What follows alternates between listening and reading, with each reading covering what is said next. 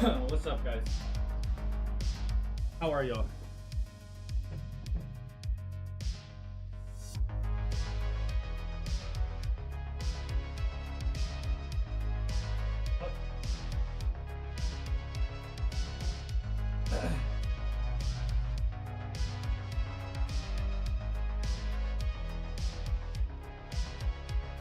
Or whatever. How are y'all?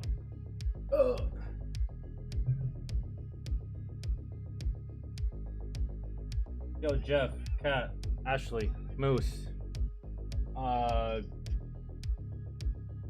Renee, how are y'all? And yeah, what's up, everybody? I hope y'all are having a good day. Hope y'all are having a good Monday. Y'all been busy as shit today.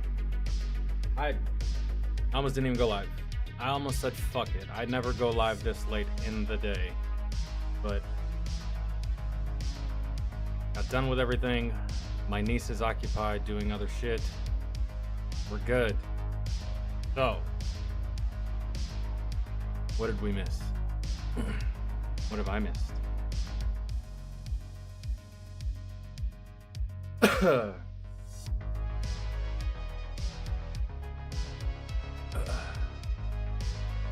Playing Xbox? What are you playing?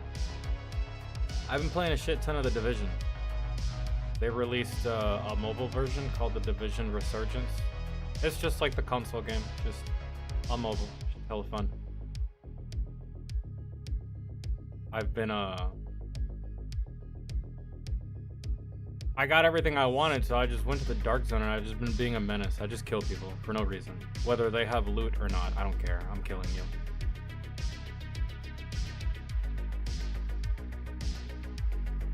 And then I'll probably end up getting back on Warframe here soon. Cole Thomas Allen charged with attempted assassination of Trump. Looks like such a normal guy. Usually the people that I'm used to seeing on this screen, they look crazy as shit.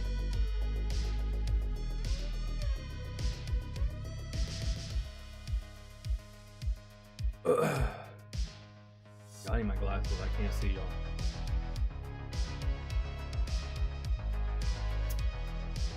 I heard that what, it happened at a correspondence dinner? I heard that there was a shooting at the correspondence dinner, but I didn't know that it was an assassination attempt. Yeah, you've seen one assassination, you've seen them all. I guess. I don't know. What was his plan? How did he execute? I mean, I suppose I'd dive into it a little bit. I guess. What was his plan? What did he have? Entrance strategy, exit strategy, plan A, plan B, equipment, time, place, manifesto. All these fuckers leave a manifesto because they think that we, the people, give a shit. I don't know, man. Have y'all ever read someone's manifesto after they did something awful? I haven't. Not something I give a fuck to read about. Oh no.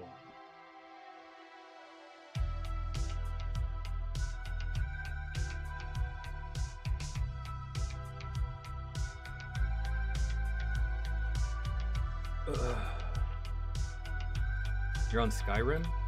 Damn.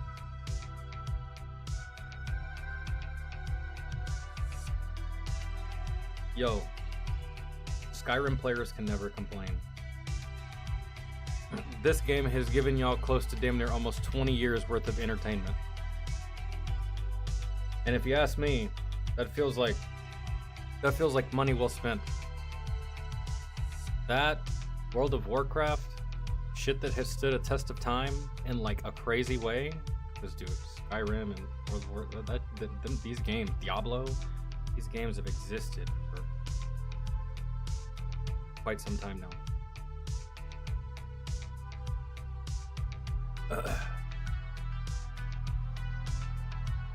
You took an arrow to the knee?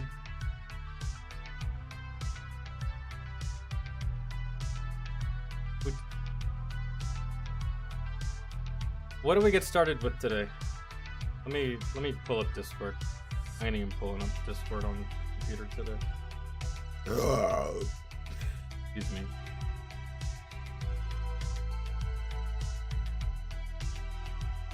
I don't know.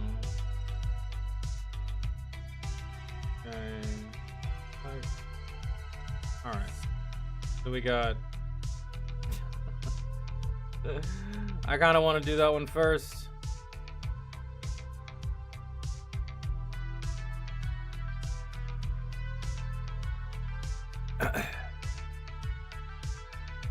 Oh, we got some stuff to watch. We got some anime stuff requested by Captain Z. Hell, we may lead with that. I don't know. Captain Z, what is that one that's above when Demon Slayer fans went crazy? What's the link above that? What is that? What if history's greatest armies attacked a modern military base? Well, if a modern military base didn't have prior knowledge of this incoming attack, I'd be willing to bet that for the first hour, it would be catastrophic for the modern military base. But once that modern military base actually figures out what the fuck is going on, it's over for the intruder. No matter how great they were 4,000 years ago. And then when rappers snitch on themselves. I've watched so many of those types of videos lately. Like, there's this one YouTuber that goes by the name of Luesta. I've been watching a whole bunch of, like, bro, I usually just watch his videos when I just be gaming and I want something in the background. I rotate through a slew of stuff, but I'd be watching his videos just like, in my opinion, I feel like it's just like brain rot news and slop that I don't give a fuck about, but it fills the void of silence. And sometimes it's interesting, sometimes it's not. Sometimes I laugh at it, sometimes I don't. Sometimes it's just cringe, right? Really? Because it's not even the good rappers that be snitching on themselves. It's like some trash can ass rapper that, bruh. Throw it on yourself for what? To look cool? What? In front of all of 38 people? I don't even know where to start today.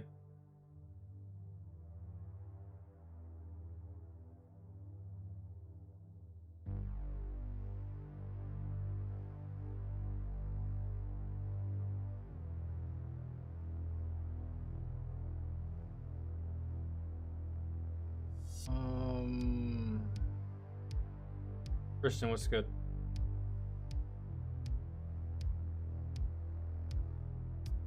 I don't know, where do y'all want to start?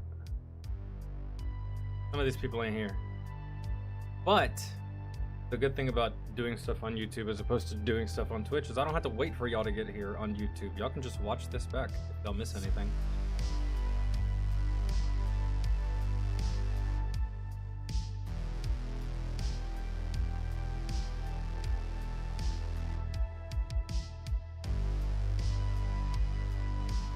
Heard about you and your honey words? What? I don't even know what that means.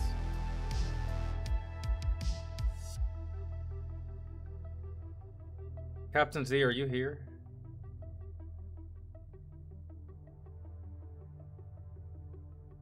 Yeah, dude, if you want to change your request, go ahead.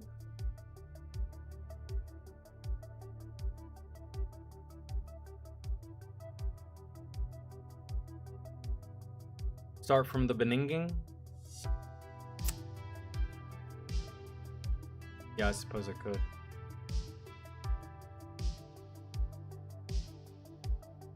We're in the patron section. Alright, we checked out... Okay.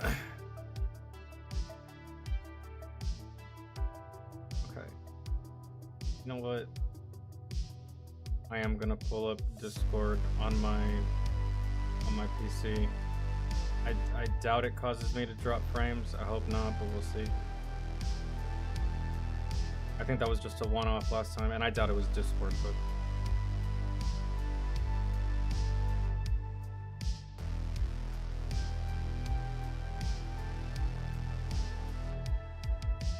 Ashley, thank you. You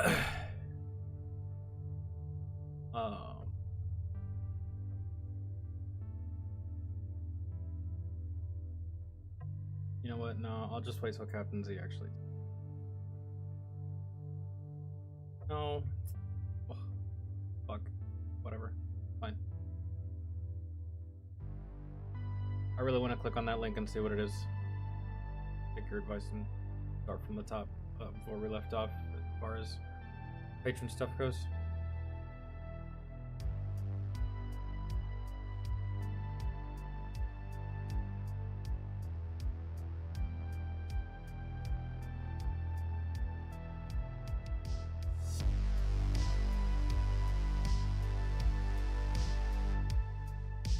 Alright. We should be good. Let me click on this and see what the fuck it is.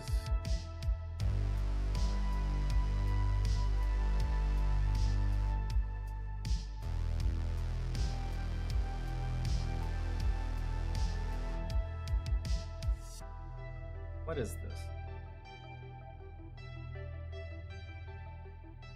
I think whether you're a seasoned off-roader or getting your vehicle.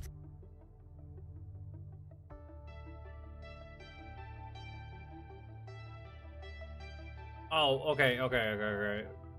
Right. It's the same thing. Okay.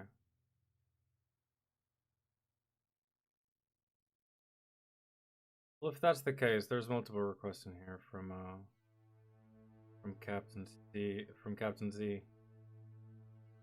I guess we're gonna lead off with. I guess we're gonna lead off with this one by Ruined Leon. That's a crazy title.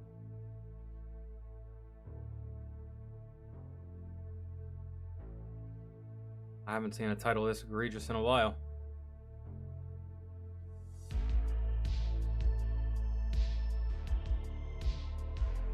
Guys, I almost freaked out earlier. I couldn't sign in.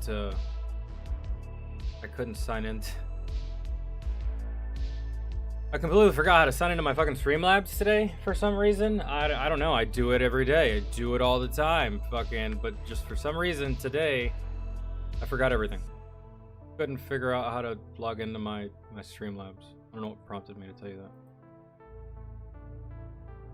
Turns out I was trying to log into my old account that I no longer have, but the icon is still there as if it were to exist.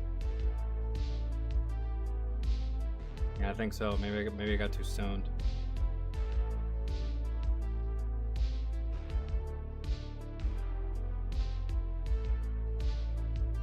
Would you rather do a Mr. Ballin or historical or modern military matchup?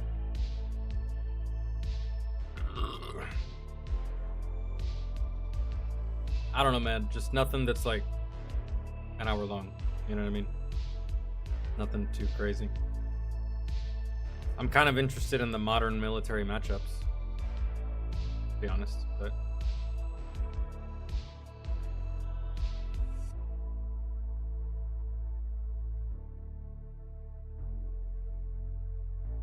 okay.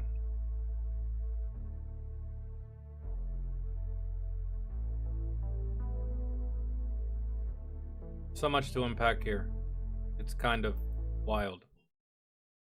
People called this game bait because... Okay, so the title of this video.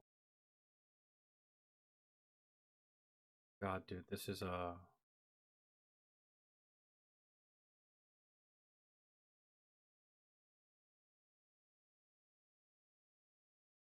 you support pedophilia if you play Pragmata. Assuming that's a video game. I've never played it. It's the first time I'm hearing about it. I feel like this is the internet when the internet is at its worst. There's stuff like this. I don't know. Let's find out. Sailor, what's good? Because you're a male taking care of a young girl. Hold on. People call this game bait because you're a male taking care of a young girl. Fatherlessness has reached an all-time high. Pragmata game nonstop, people arguing over this game. If you're playing this game, you're not my friend. Now, I've gotten Well, into some arguments over this game, man, and I'm going to say it like this. I'm not a weirdo. I'm not creepy. I don't What's wrong with your glasses? suffer from mental What's in the middle illness. of it? Okay. The simple fact that I can Man, I don't know, dude. Anytime someone has, in the history of time, that anyone has started their sentence with those exact words that you just said in that specific order, it's kind of like when someone says, look, I ain't gonna lie. They're probably about to tell you the biggest whopper of their fucking life. That's just something I've gathered. And if you have to preface your statement by saying I'm not a weirdo or someone that has a mental illness, or I don't know, let's see where it goes, but I've never seen the conversation go well when someone starts it off like that. Fatherlessness has reached an all-time high. Pragmata game nonstop, people arguing over this game. If you're playing this game, you're not my friend. Now, I've gotten Well, into some arguments over this game, man, and I'm going to say it like this. I'm not a weirdo. I'm not creepy. I don't suffer from mental illness. Okay. The simple fact that I can point out something wrong with the game to the world in 2026 that shows. Well, what's wrong with the game? Is it promoting something? Is it Guys, I feel like this would be a lot more, but are we actually going to see, Captain Z, are we actually going to see clips of the game at some point throughout this video? Because if I don't even know the basis of any of what's going on, I can't give any input. Like, I'm just going to be sitting here watching people argue about something that I have no knowledge about. And are we actually going to get to see footage of this game so that I can at least have a basis as to give my opinion? Because if not, then this might be I don't have a frame of reference. So Is it trying to advocate for a crime? Is it something that would be a danger to a bunch of kids? Because a game where it seems like you're taking care of a child up until you reach an end goal is a style of game or a concept in a game that has existed long before Pragmata. yeah, it really did. Fuck, man. Even in the game Sekiro, you don't look after this child, but this child is the reason why you go on your quest, right? She gives you a little speech. She introduces herself. She tells you what needs to be done. Then you go out and you execute the will of this child. The child really doesn't play too much of a role after that point, at all whatsoever. But still, you're standing there as I don't even know how old your character is, to be honest, but you're standing there at what seems to be a 35-year-old in their prime man, and you're having a conversation with, to the player, what seems to be, I don't know, an 8-year-old girl. I didn't really see anything wrong with that. I'm starting to think now that Pragmata is not what they're saying it is. They're just being over dramatic, maybe. I don't know. We're gonna keep going. And it will exist long after Pragmata. If there's something wrong with it, then there shouldn't be any problems. You know what I'm saying? To everybody who's saying something negative about this game, everybody's come back saying, Yeah, sure. Link me the trailer. "Oh, well, you're the sicko. You're pointing that out, so you're the sicko." No, homie, I'm just reading information and redistributing it.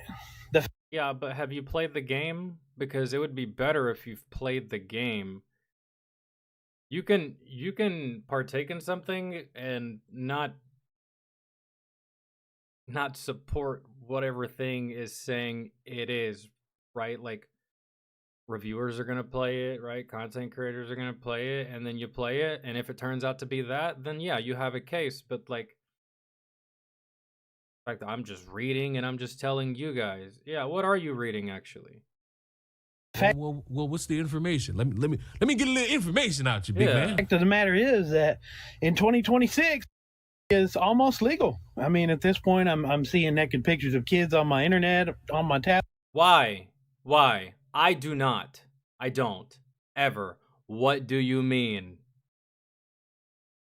You probably shouldn't have said that out loud because I never see that. Ever. Not even a little bit. Man. Well, that's not an all the way truth. I do see it in some way, shape, or form, but it's via fucking like anime music videos that my subscribers be fucking requesting I watch because the music is the whole point in a lot of these anime music videos. They have dope ass music, so that is the whole purpose for me. And when it comes to anime, there are kids in there, right? The young characters, whatever, or at the very least, they look like that. But why? Say it again for the back of the class. Say it one more time, fella.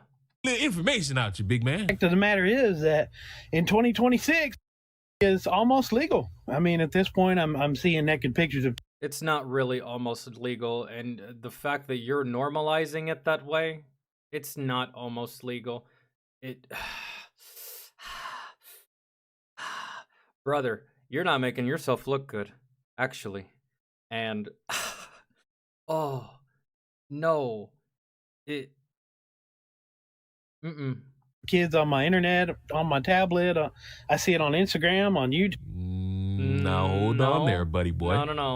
No. Some of that might be algorithm based. I don't. And what is it about you and your search history? Exactly, dude, man. Because someone with a sanitized ass browser that probably only gets online to, I don't know, let's say look for golf clubs, right?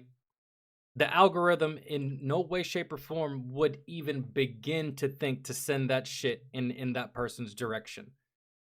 Kind of like what you get in the mail is, as far as like catalogs and browsing and stuff like that, it's tailored to your interests. So the way the algorithm works is you click on something, you go to something, the algorithm's going to be like, I see that you've clicked on this 1, 2, 3, 4, 5, 6 times. Would you like an 8th, 9th, or 10th viewing of this content? That's why you see it everywhere. I never see that. What do you, brother? And you liking these things that leads to you seeing that more and more. I don't see any of that. I don't either. I get cooking content. I get tech news. Let me show you my content. You see it all over the internet, right? All over your tablet, all over your screen. Okay, right. Let's see what you're talking about. You say it's all over the internet. It's all over your page. It's all over your tablet. Okay, all right. Dadvocate, whoever that lady is, whoever that comedian is. I watch Brain Rot, so naturally the Island Boys are on there. You know, shorts, gaming videos, some Destiny. Right? Trump assassination attempt. Where is what you just described, man? Because I'm not seeing it at all whatsoever. Jason Momoa on a fucking hog. I mean, oh, please don't tell me. Please don't tell me. Hassan is on the same fucking thing that you are, huh? Anyways, yeah, that's my feed. I don't know, man.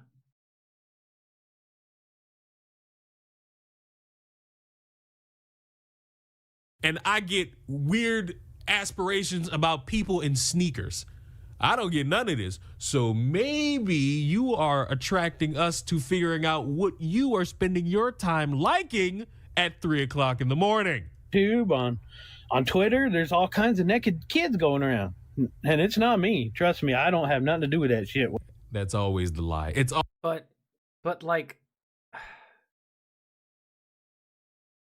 I don't believe you, man. Show of hands, who believes this guy? I don't see any of that kind of stuff, man. Listen, I'm somewhat of a morbid individual, and maybe y'all are like me, and I have found myself once or twice visiting less than favorable websites that depict... Well, there's no two ways about it, ladies and gentlemen. It depicts murder. It depicts ugly things that people do to one another, right? It just depicts death in general, and there's categories. You can pick on murder, electrocution, drowning, plane crashes. If it's death, it's there, right? And I'm not gonna tell y'all the website. Go about your own business, find it on your own, right? That's one thing, dude. Like Oh, it's always the scapegoat. How did this get here? I've never liked this. if you find in my search history like a video of a guy basically getting his head blown off by cartel, right? And it was so graphic, dude. Like these cartels, man, they overkill something crazy. The overkill is just like, wow, man. They all took turns shooting this guy in the head when he was already dead, dude. And it was like a big group of guys. So by the time everything was all said and done, there was no head. It was just like, it was just a neck. That was it. There was nothing, man. And he was dead after the first bullet, man. They fired, I want to say, for like 20 minutes, 25 minutes. Like, it was just something ridiculous, dude. And I was like, good God. I see morbid shit like that. Over the years, I've gone to shit like that because it's just my brain. Dude, you just like, I don't know. It's kind of like people's fascination with serial killers and shit. But, oh, dude. And these fools don't realize that that's your algorithm giving you Mysterious, what's good? more of what it is that you consume.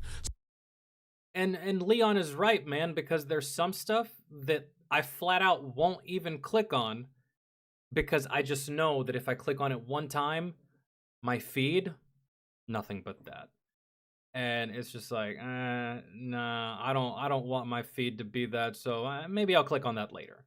It's not that I don't like it or that it's bad, but it's just like, I really don't feel like clicking on that fucking Logan Paul drama video because even though I'm on the shitter at the moment and kind of bored, I'm almost done, and this video is 10 fucking minutes, and the second I click on it, YouTube's gonna be like, oh, you like Logan Paul, don't you? Nope, I really don't. I was just taking a shit, bored, I figured I'd watch some slop. So, yeah, it's just...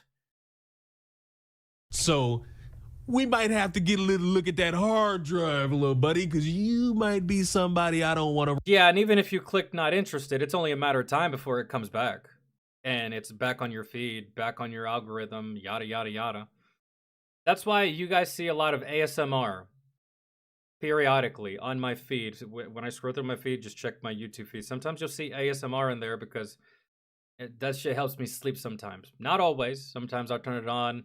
It's actually keeping me awake. I'll turn it the fuck off. But other times, it actually helps me pass the fuck out. So you'll even see it in my search bar. So... it's just like, brother, what is it that you're looking at on the internet that particular type of content is plastered everywhere? Wild. Around the children. Whenever I see it, whatever account it is, even if it come across me, even as a suggested account, I block that shit or I remove it. You know what I'm saying? I click that little X. The fact that it comes across as a suggested account, my man, do you want to know why you don't see any hockey suggested in my feed? One, y'all don't request hockey videos. I can't get away with watching those videos on fucking YouTube, and I don't like hockey, man. Now, mind you, I will watch a fight compilation, but I don't watch hockey. That's why you don't see it on my feed. That's why you don't see it in my suggested. Dude, you should have never started talking, but you know what? It's actually a good thing you started talking because you just exposed yourself. Every time I see a kid on my internet. Sure you do. Now, I'm not saying that all kids should be off the internet, but at this point, since it's almost legal and all the elites do it. Why do you think that it's almost legal, and why do you say that with a grin on your face? You know what I'm saying? All the elites like to touch kids. All these rich people like to touch kids. They're trying to make it legal. So he's not wrong. We do live in a society where the elites probably are getting busy on kids. Look, listen, and I agree, but that's not the topic of conversation. Stop deflecting. You know, we can talk about those sick rich fuckers all live a long day, but they're not the topic, are they? You are. You are. my word.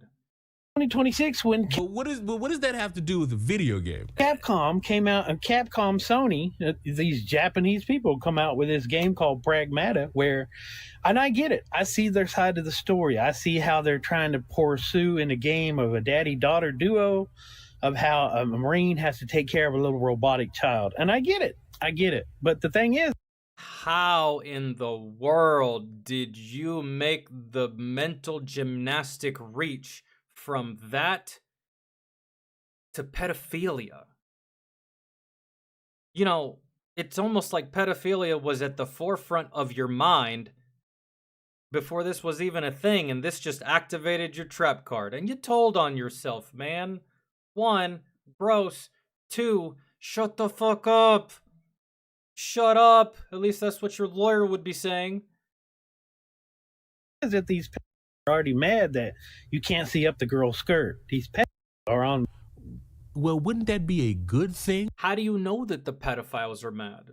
Do you watch videos of these people? Are you in one of their Reddit pages? How do you know the sentiment of a pedophile? How do you know what they're upset about? How do you know what the...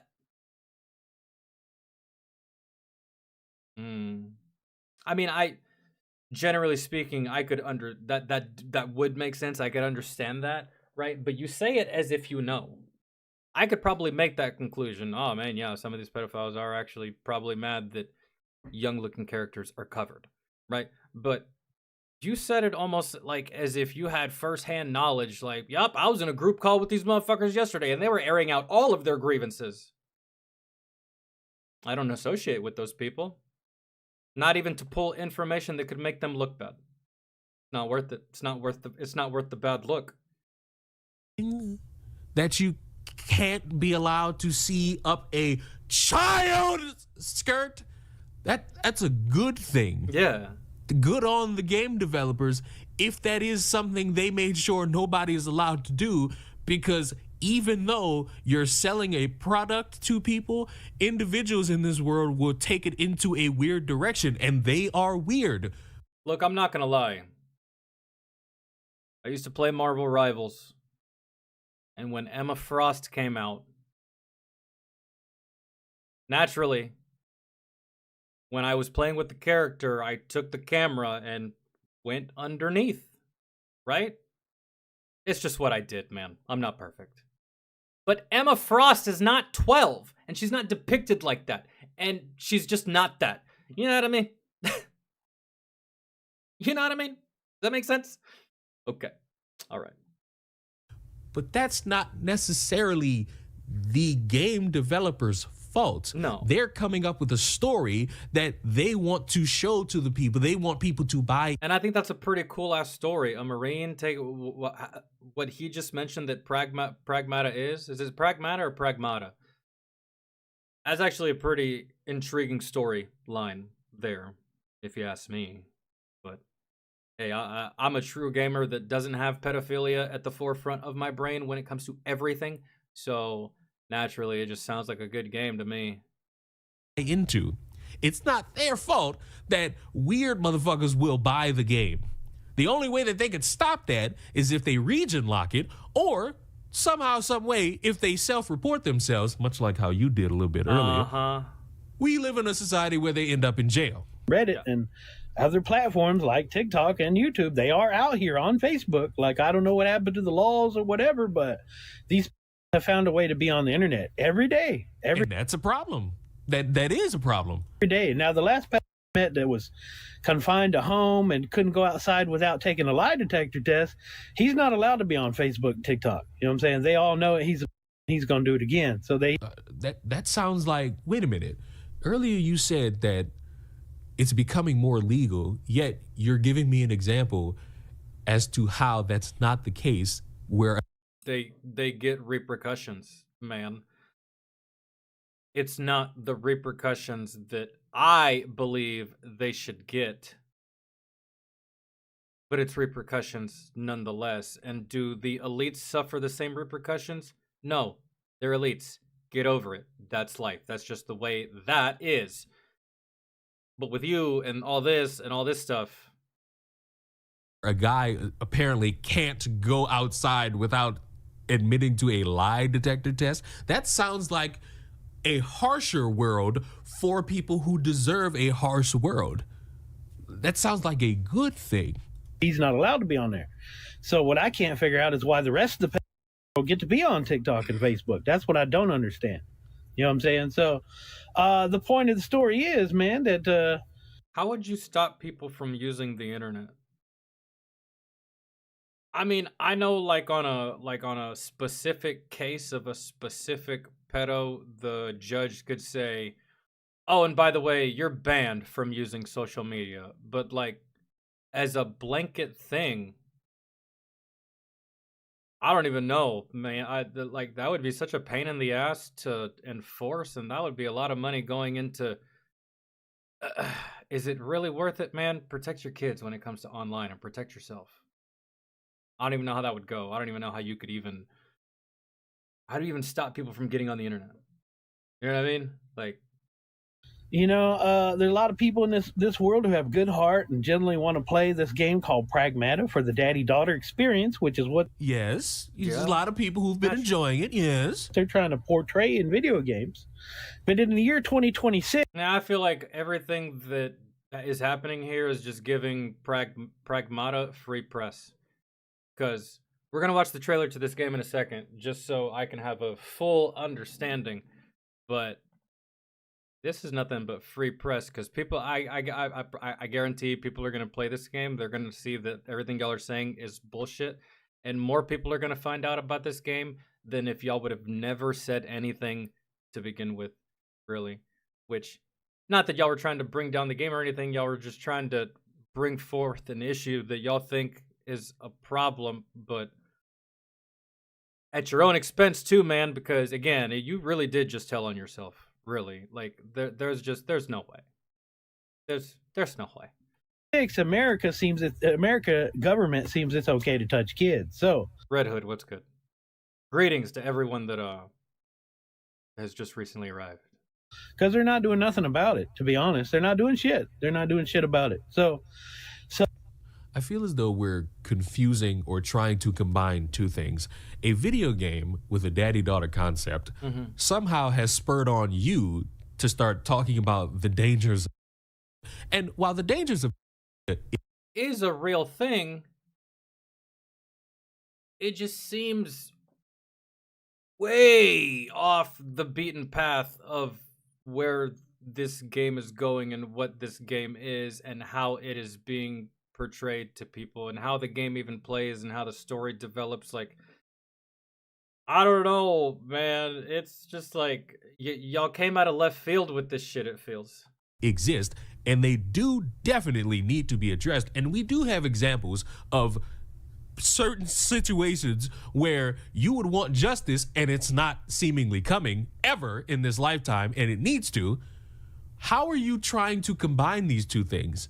Yeah. And what's your idea? Because all of you've told me is that you have an algorithm that shows you naked kids, and that's your fault. And you're mad that people are playing a game and the majority of people who you might have seen aren't. So what's the spin? in this day and age, in the year 2026, maybe this daddy-daughter game shouldn't have come out, because at this point, So you're going to have to go to Japan and tell Capcom or whoever made this game, no, you can't make this because I'm uncomfortable living in a... Yo, two things are happening here. He either wanted to get online and act all high and mighty to get praise because, what he's saying, who could get mad at what he's saying, right? Protect the children. I agree. But he's either doing it so people can look at him like he's important, like, look at this guy sticking up for the children. All right, man, that's good. Or there's the other more dark option, and that is that this man is one of them, and he's trying to make it seem like he's not one of them by calling all the other ones out and being like, look what's happening over here, right? That's crazy. It's like when you commit a crime and then you report it to take blame off yourself, because who in the hell would commit a crime and then report it, right? I feel like that's what he's doing. It's one of those two things. To get attention and feel special, and he did it in a dumbass way, or because he's one of them and he's trying to take attention away from himself. It's one of those two things, I feel. The world with, and this game will do nothing but spur on stupid ass people in their attempts. And you know what? In some weird aspect, I understand that. But you're trying to make it as if everybody who plays this game, the way this is coming across and is being worded, is like, if you play this game, you support. And I hate to break it to anybody who feels insecure enough about themselves that might think that. No, you don't support by playing a fucking video game. If that's the case, if anybody's ever touched the Walking Dead video game, you were already supporting. Because you know what was in that game? The first couple? Supporting or taking care of a child. Arguing that they can't see the kid naked. You know what I'm saying? They're protesting the game. They're trying to get the game canceled because they can't see the little kid naked. Now that's... Yeah, and those people... But how do you know that? How do you know that? I didn't know that. And I probably would have never known that unless I know these kinds of people. How do you know what's happening in a group like that? Huh? How? How in the absolute shit do you know that? Why do you know that? That's what's killing me. Is like, I don't know their woes. Again, I don't know what drives them. I don't know their motivations. I don't know, like, dude, like, I don't know what they like and don't like in regards to media, entertainment, dude. So the fact that you know so well, like, I know, man, I know that I was there. Dude. People are depraved and sick, and they're fucking weird. Cut to print. What does that have to do with everybody else? I'm sorry. Shock of all shocks. You can disagree with something, and then there will be somebody else who's on the exact same planet as you that will say, oh, what's the problem? How come I'm not allowed to do this? Oh. And vice versa. Oh, how am I not allowed to? Shock of all shocks, which means we should all be fatigued by humanity. Not me. That's not me. This is the news I was provided with. This is the news I've been given. This is the news and the truth that I am redistributing. Now, everybody thinks I'm some kind of creepy weirdo because I'm pointing it out. Well, guess what, buddy? Maybe you're the creepy weirdo because you know this about this game. You see it in this game, and you still play it. What does that tell me? Wait a minute. Time out. What do you mean we see it in the game? As far as I've been told, there is no... Is there anything else? Can I go ahead and watch the trailer? Where's the trailer?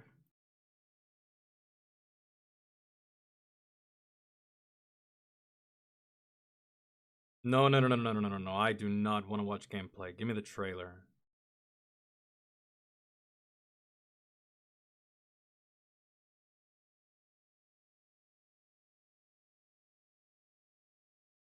I don't want to watch story gameplay. Top 2. Oh, okay. I didn't even read that far up, my bad.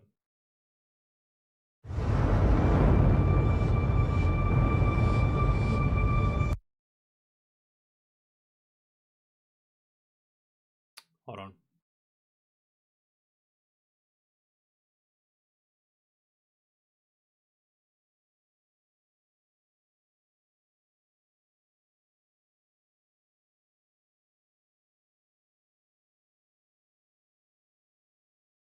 I'm retarded.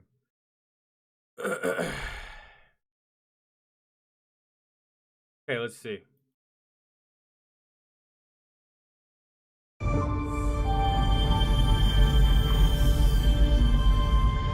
What is the game? Is it open world, looter shooter, MMO, RPG? What do we got here? What kind of game?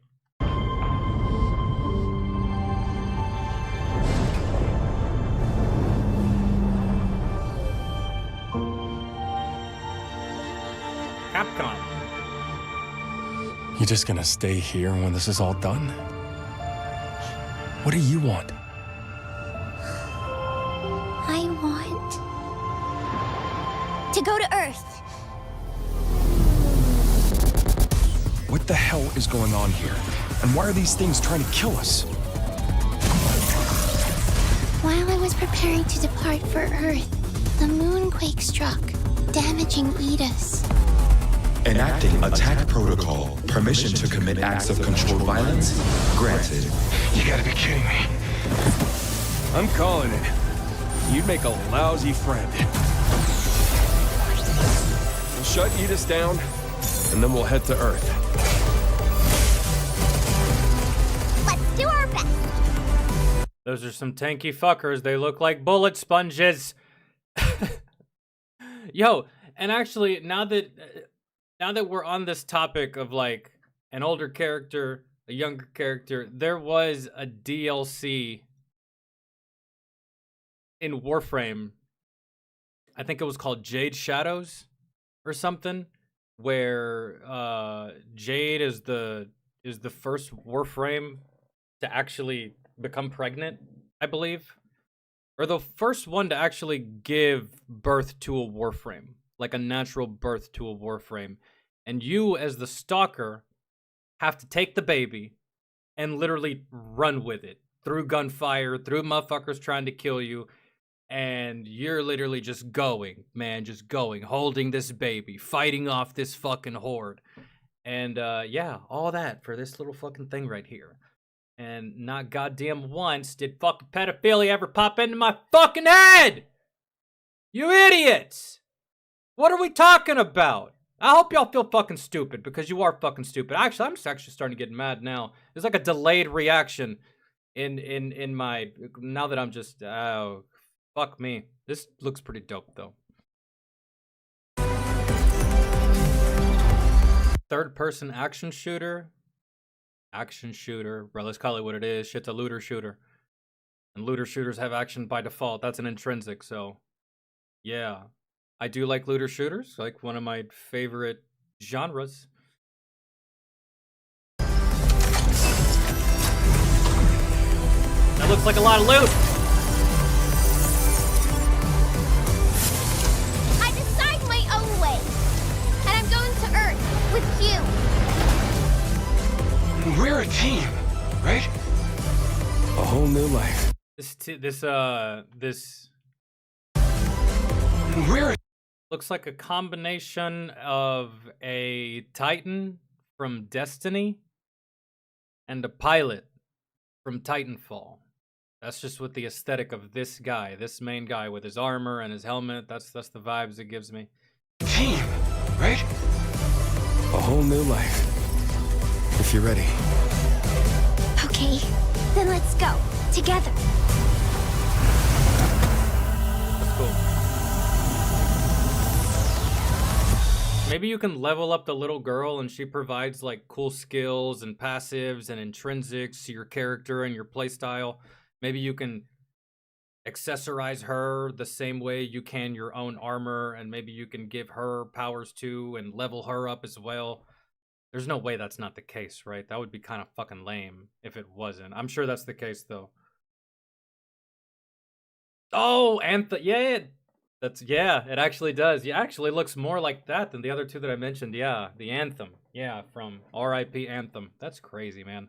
That game is no longer here, but hey, man, there's no tears that I can shed for that game. I already made my peace with that shit a long time ago. Played it, boring as hell, and then I stopped. That was like a very bad purchase on my end.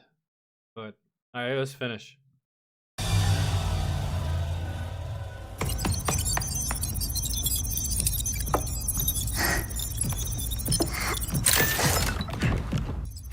I'm gonna get a better look. Hello, we are Cabin, your one-stop companion for all things shelter.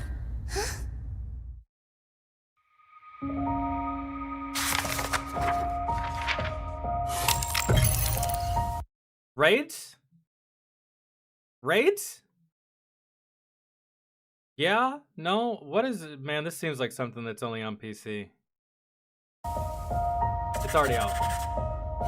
Already came out. We're watching this after the fact. No, it's everywhere. All platforms. Even the Switch.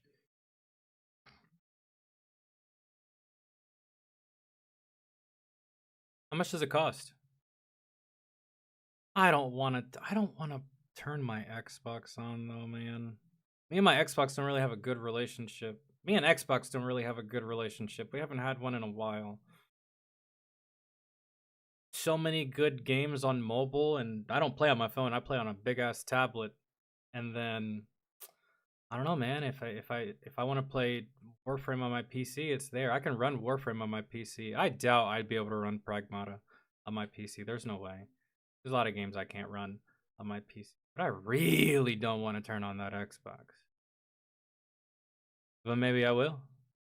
Maybe Pragmata might be the game that gets me to turn my Xbox on. And hell, if I turn that Xbox on, I can stream.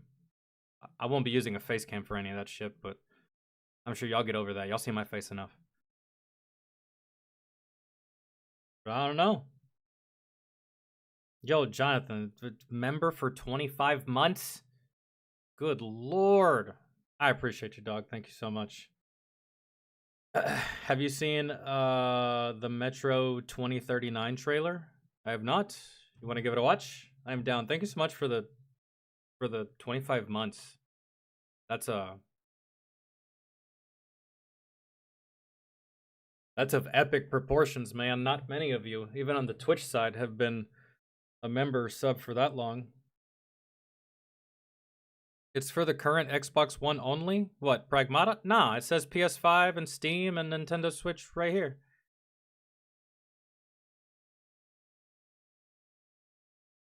It's one of the most affordable games. How much is it? Yo, dude, as long as it's not $70, I'll buy it. I can't stand that, man. Same damn games y'all made 10 years ago, but it's... Remember when it was $59.99? No matter the console, no matter the... It didn't matter. $59.99. Didn't matter if the game was good, shit, amazing, had the most content ever in a video game. Didn't matter. $59.99. From the time that I was a kid. From the time that I was old enough to realize, like, oh, video games, I like this shit. $59.99. And it only went cheaper from there because then you had the bargain bin, you had games that weren't really selling good, you had games that weren't really top sellers and stuff like that, and, you know, things go on sale and clearance, then you got the holidays and stuff like that, and then Black Friday. So, but... And back in my day when I was a kid, there was no deluxe. There was no epic version. There was no fucking...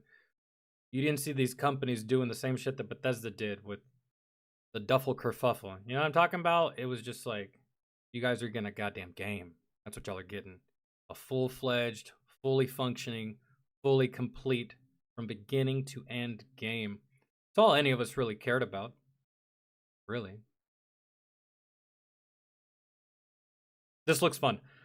I do like me a good looter shooter. It's from Destiny to Warframe to Anthem to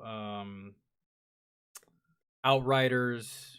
Anthem and Outriders were both flops in my opinion. I do love me a good looter shooter. I do. But no, seriously, raid? Raid? Because if y'all throw a raid in this thing, I mean, come on.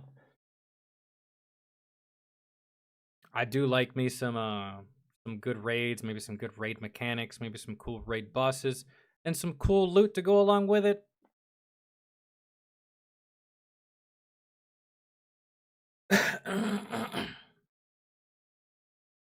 Like Rainbow Six Siege and Destiny stopped playing when it required membership to play. I quit before that. I quit. Well, I didn't play Siege for very long because I'm not gonna lie, man. If I'm not good at a game and I don't foresee myself, like, I just wasn't that into it enough to get good. You know what I mean? At first, I wasn't good. And there's quite a few games that if I'm not good, but I like it, I'll get good. Didn't like Siege enough to get good at it. But with Destiny, I stopped playing whenever they sunset my Luna's Howl, my Not Forgotten, and my Revoker. When they sunset those three weapons that I had gone to hell and fucking back against the sweatiest players in the community to get, and they said, those weapons are pretty much worthless. I was like, okay, cool. So is my debit card. Bye. That was it. That was it, man. That was it. You're gonna slap me across the face like that? Really? Really? Okay, cool. I'm not gonna scream. I'm not gonna yell. I'm not gonna throw a fit. I'm not gonna make a TikTok video. I'm not gonna have a crash out like the kids say. I'm just not gonna give you any more money. It's that simple. Yo, Destiny really pissed me off. Destiny left a bad taste in my mouth, man. That was just like, ooh. Ooh, it got under my skin. What was the game that you said, Jonathan? Metro 2039.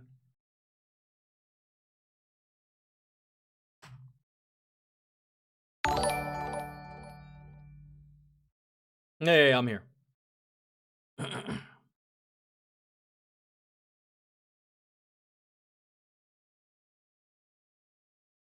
Nah, I don't see the one that's 15 minutes. I see the one that's 6 minutes, though.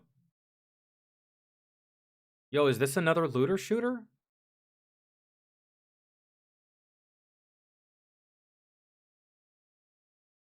Dude, I may have to start paying more attention. What was that game that what was that game that came out that, man, I tried and I just couldn't even look past the, it just did. Oh, what was it? Everyone loved it too. It was super popular. What is it? It almost reminds me of Stormtroopers. What was that game? I just really didn't want to play it, to be completely honest. I was just like, I don't. When it comes to games, and especially looter shooters, and especially in a game that you're shooting guns and stuff like that, movement is a big thing for me. It's like highly important. Like it's just as important as the weapons and the animations. Man, I just could not get behind the movement for that game. What was it?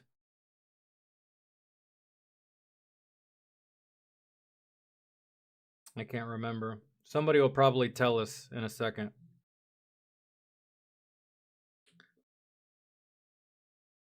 Oh my god, it's like, what? The channel with the 15-minute trailer is called Metro Video Game.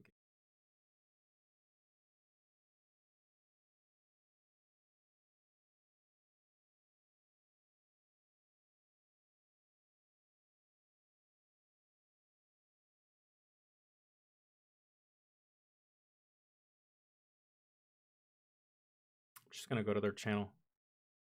Okay, here we go. No. It was, oh my god, what is the name of it? I'm about to get pissed. Oh, it was a recent game, man. That, no, it wasn't Halo. It came out literally a couple years ago, and it's literally like Starship Troopers, but a video game. You call in these big war. It's nothing but aliens and for the Confederacy, I think is what they say or whatever. It's like you're all. Oh.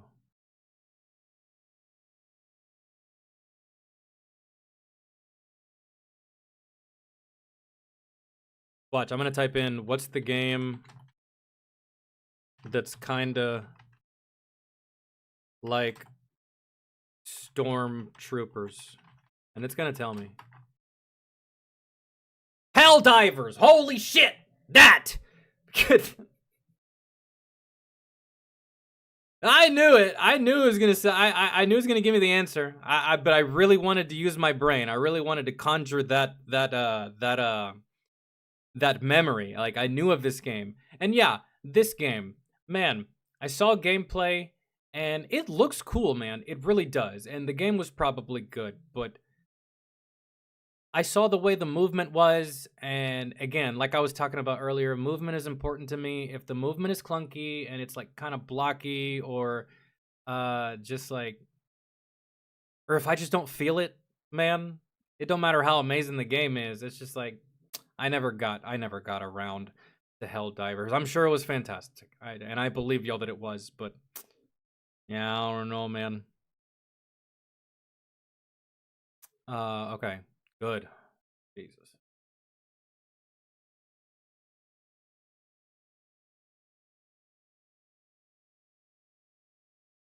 Well, you know what? Since this is 15 minutes, man, I'm about to go take me a smoke break. Shit. And if y'all gotta shit, shower, shave, or do whatever it is y'all do, Renee, we don't talk about Battlefield 2042. We don't discuss that around here. We don't speak of that.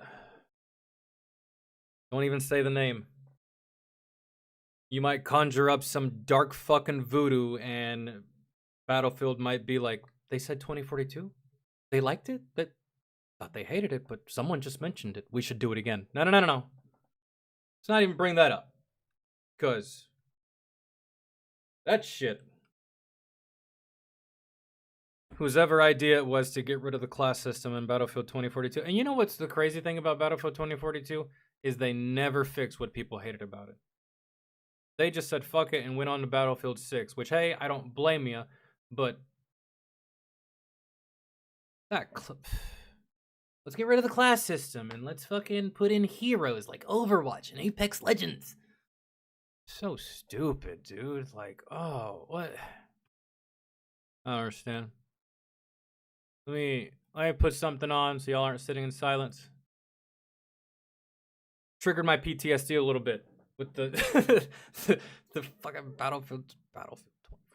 Some games, man, they just like, it irks me. I'm sure there's someone out there that feels the same way I feel about Battlefield 2042, but they feel that way about Fallout 76.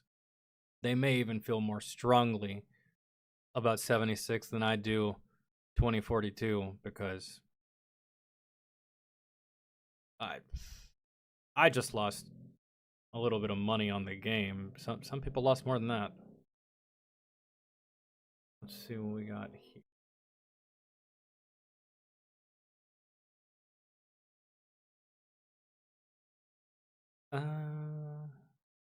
What's another game? Another game that really triggered me when I played it for the first time. Because, you know, guys, I rarely play games after the fact.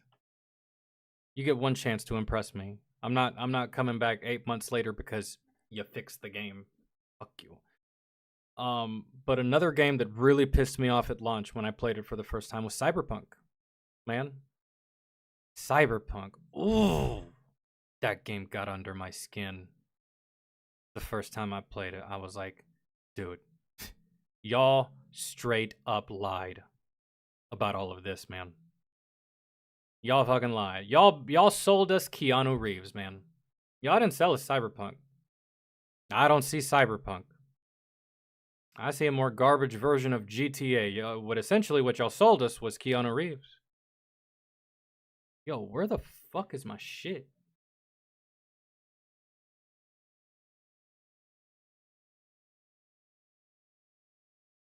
Oh, I gotta re-put these up top.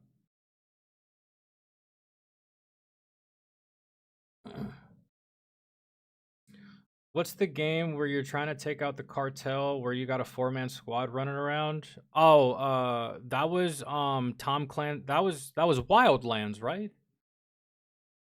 Tom Clancy's it wasn't Division. It was Wildlands. It was something Wildlands. I played it. You do like all the cartel members, like this really big map, and then I mean, really, after you kill all the cartels, there's not much to do in that game outside of that. Like, I remember, like, once I beat the final cartel person, I was like, well, I guess that's it. I don't really know what to do now. And my friends have either gone back to Destiny or PUBG, so I guess I'm done here. So, yeah. Oh, no. No. That game really didn't it's not that it was bad. I did like what I played. It's just that, well, that was it. I played it and I was just and you know what, man? Not every game has to have something to do when you're done with it. You know, that's one thing that we've grown used to, and it's almost something that we expect, right? But you got to remember that we come from a time where you played a game and that was it. There was no multiplayer, there was no New Game Plus, there was no hardcore mode, there was none of that. You played the game, you beat it, and you went and bought another one and you played that one, right? So with Wildlands, that's kind of how it was for me. I played it and I didn't really have anything to do after that, and I was like, okay, I feel like I got my money's worth there. And so that was it. I moved on. I wasn't angry, sad, but at the same time, I really would have liked something to keep me going. Or maybe there was, and I just wasn't paying attention at the time, and I was just too embroiled with other games to really check back up on Wildlands. But I did enjoy what I played. I like playing with my squad because you know your squad was AI if you didn't have friends, and you could like, and it wasn't stupid AI either. You could like task one person to shoot that person, task this person to shoot that other person, and then this person throws a grenade, and then this person flanks. And man, you can do some really cool shit like with the enemy and like flushing them out, killing them, stuff of that nature. Ghost Recon, that's what it was. Yes. I was always a fan of the Ghost Recon franchise. That's why I played Wildlands. When I was younger, it was a Ghost Recon Advanced Warfighter was the one that I remember the most. But I did discover I discovered Ghost Recon around like 2 or 3. And then I played that with a homie, and that was really fun. That's what got me into it. And then I never played another Ghost Recon again up until Wildlands. I was like, oh shit, some nostalgia. I haven't played this in a while, and I played it, and it lasted about as long as it would last. And then that was I never opened it back up. But all right, let me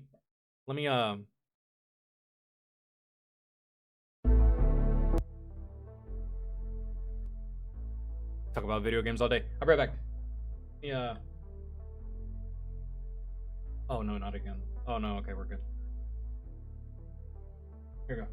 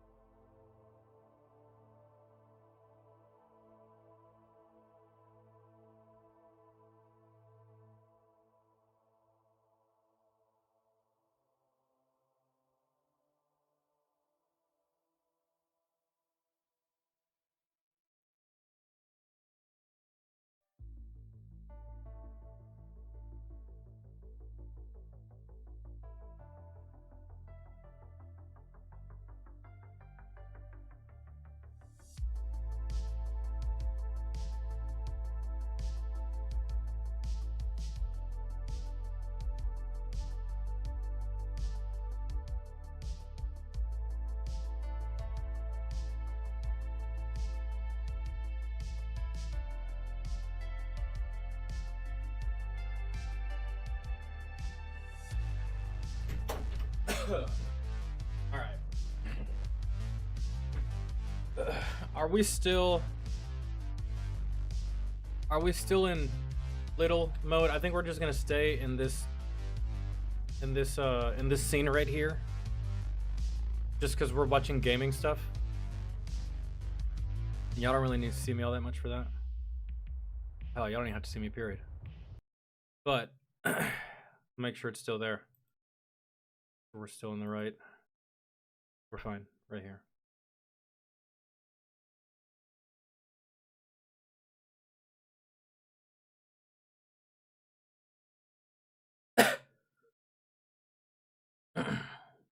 When was this? 11 days ago.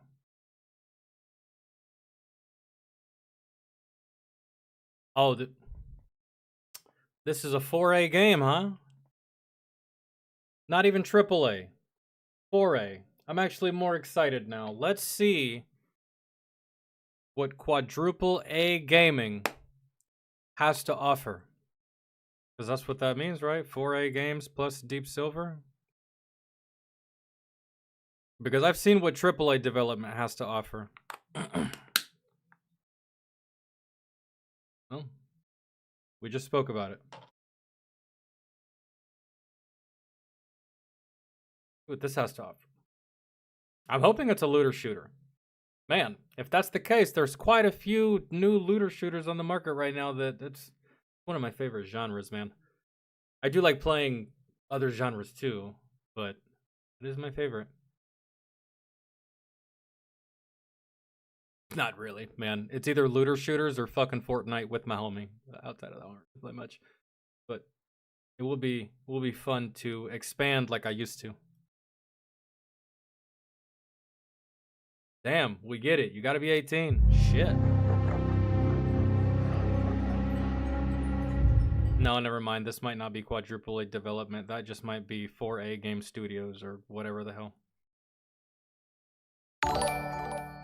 Metro series is a looter shooter. Dude, bet. I'm telling you, man. This, I'm trying to think of what game, aside from Destiny, could have gotten me into this franchise. Or it could have gotten me into this genre. Because I love looter shooters, man. I do. And I'm trying to think of a game prior to Destiny that would have... I don't think I played any. Guys, name some looter shooters before Destiny. Real quick. Rattle them off. Just so I can see. I'm trying to pinpoint my love for this genre of gaming. Just can't fucking remember.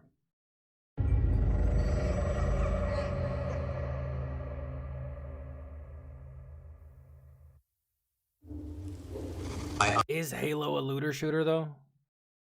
I don't think so. But I mean, you got weapons in Halo, but it's like, Halo doesn't fit the pure looter shooter that I'm talking about, that I like. You can play the... Dude, actually, this isn't a brand new game. Metro is a thing. I thought this was something. I thought this was a brand new thing. Nah, yeah, you're right. You can play the first 3 Metro games in order: Metro 2033, Metro Last Night, and Metro Exodus. Got it. I used to work at GameStop once upon a time, and yeah, I do remember this on the shelves. I just didn't know what it was. Didn't know what it was, never bothered asking. So, yeah, I thought this was a new game. No, it's not. I just completely forgot about Metro. Really, because I didn't know what it was. It's just a lot of these games I just saw when I was stocking shelves years upon years ago. And see, this is how you do it, Bungie. What is it? Metro 33, Metro Last Night, Metro Exodus, and now Metro 2039. That's how you do it, Bungie. You don't do Metro this and then Metro that and then Metro that and like, oh, hey guys, by the way, check out our new Tetris game. That's essentially what y'all did with Marathon. Pissing me off. Nobody wanted that shit. Anyways. Ask you, do you want to come out of the darkness and become a pure nation?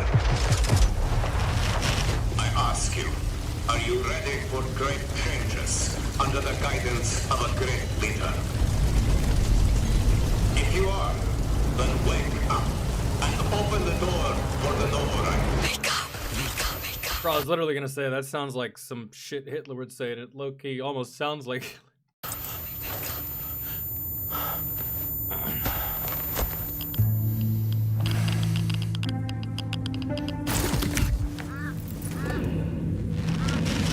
Wake up. Wake up to a pure nation. Clean air. Bright future.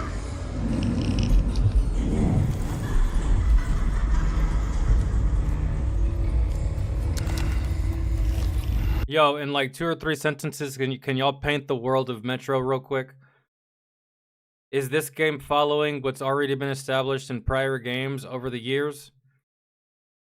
Because this world does look dope as fuck. It gives me Fallout vibes mixed with a little bit of like Wolfenstein and like a real life Chernobyl.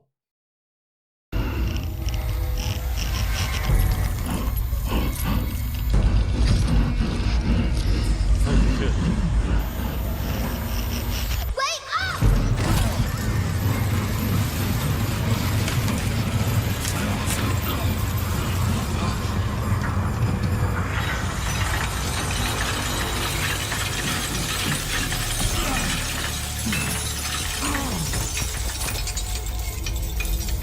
Oh, that was for real and on purpose? That wasn't just like a dream?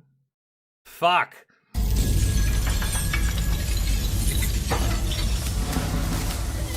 The noble rank says comply. The people say act.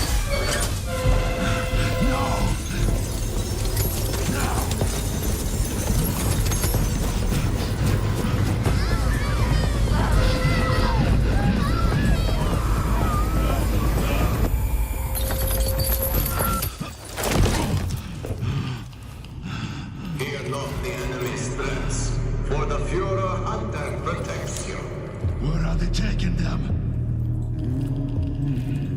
Can you? It seems to me like you're gonna be killing a lot of Nazis in this game. I might play it just for that. Like, hold on. What's the parkour game? Does it count as a looter shooter? I mean, not really a looter shooter. Probably like Edge Runners. Oh, you're talking about well, there was actually one of those games that already existed back in the day. It was called Jet Set Radio Future. But what you're talking about is oh man, it released with like the next gen console, the Xbox One. When the Xbox One came out, it was like Sunset Overdrive. I think that's what you're talking about. Or maybe you were talking about Jet Set Radio Future, but Sunset Overdrive was, in my opinion, a derivative of Jet Set. And I did like Sunset to a degree. It was somewhat fun. And then right after dude, that was a good year for gaming. Right after Sunset Overdrive, boom, Titanfall dropped. And then right after Titanfall, boom, Destiny dropped. And dog, I was swimming in it. They do. We hear everything. But you don't let them speak. No. It's not about me. I won't ask again. It's all about you. Sleep.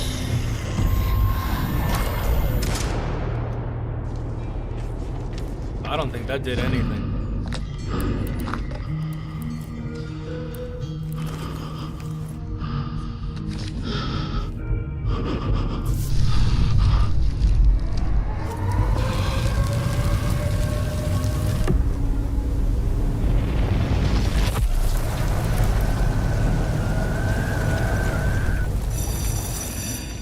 Together now, children.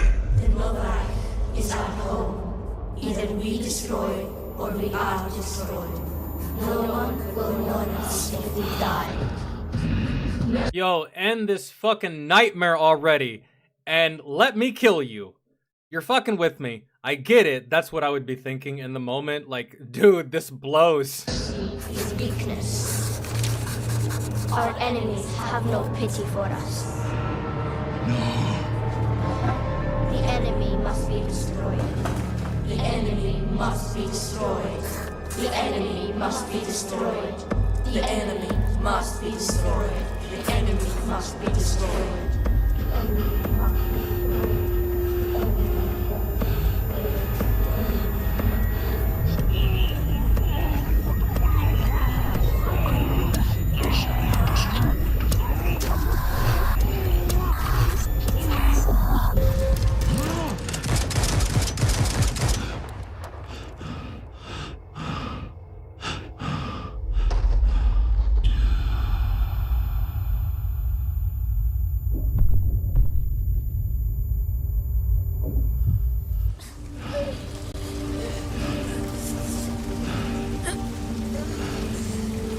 Well, at least I got some context as to what's going on. I was like, dude, seriously, what the fuck is going on? And then this guy.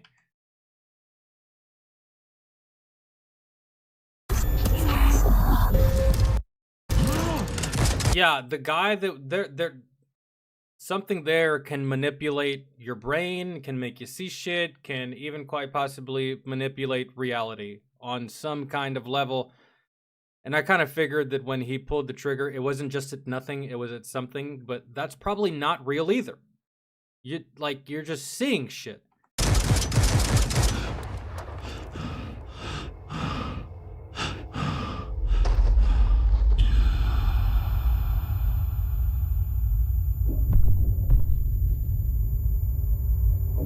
Maybe his village, his hometown, someone he knows.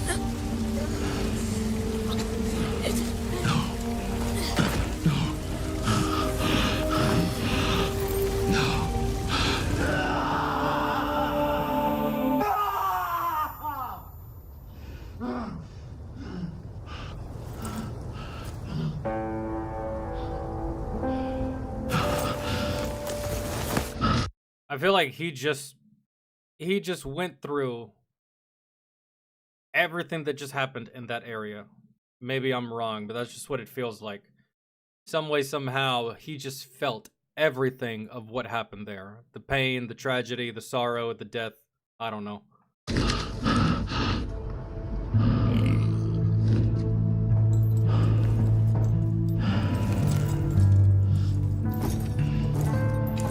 Pure nation, clean air, bright future. The Novorite is our home.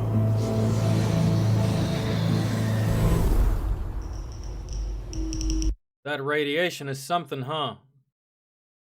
It turned fucking crows into dragons. Imagine.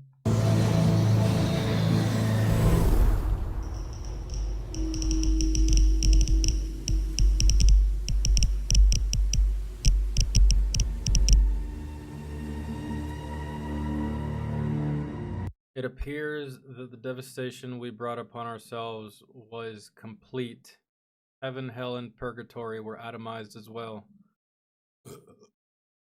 Does this game revolve around nuclear fallout where the leaders of this world make all the wrong decisions and throw the planet into chaos via nuclear weapons and fallout? And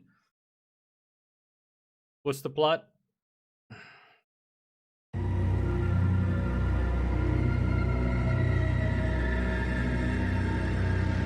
So when a soul leaves the body, it has nowhere to go and must remain here in the metro. That he said the thing. I like when they say the thing. And that's essentially what he just saw. Oh God, he saw all the souls that have nowhere to go.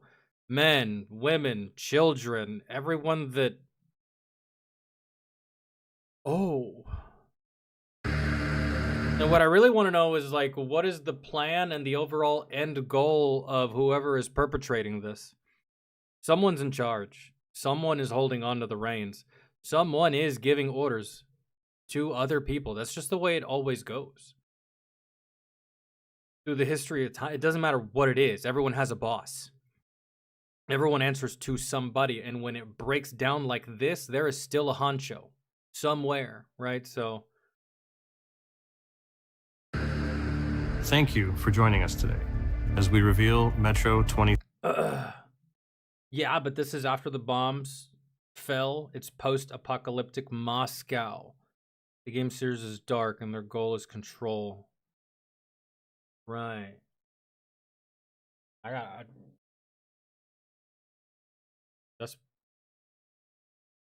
like it. Somewhere in the series, did you get to play... So... In other installments of the series, did you get to play before the bombs fell? And maybe in another installment, you got to play as the bombs were falling, and then immediately, well, no, I guess this would be immediately after, right? So something like, did you get to experience the other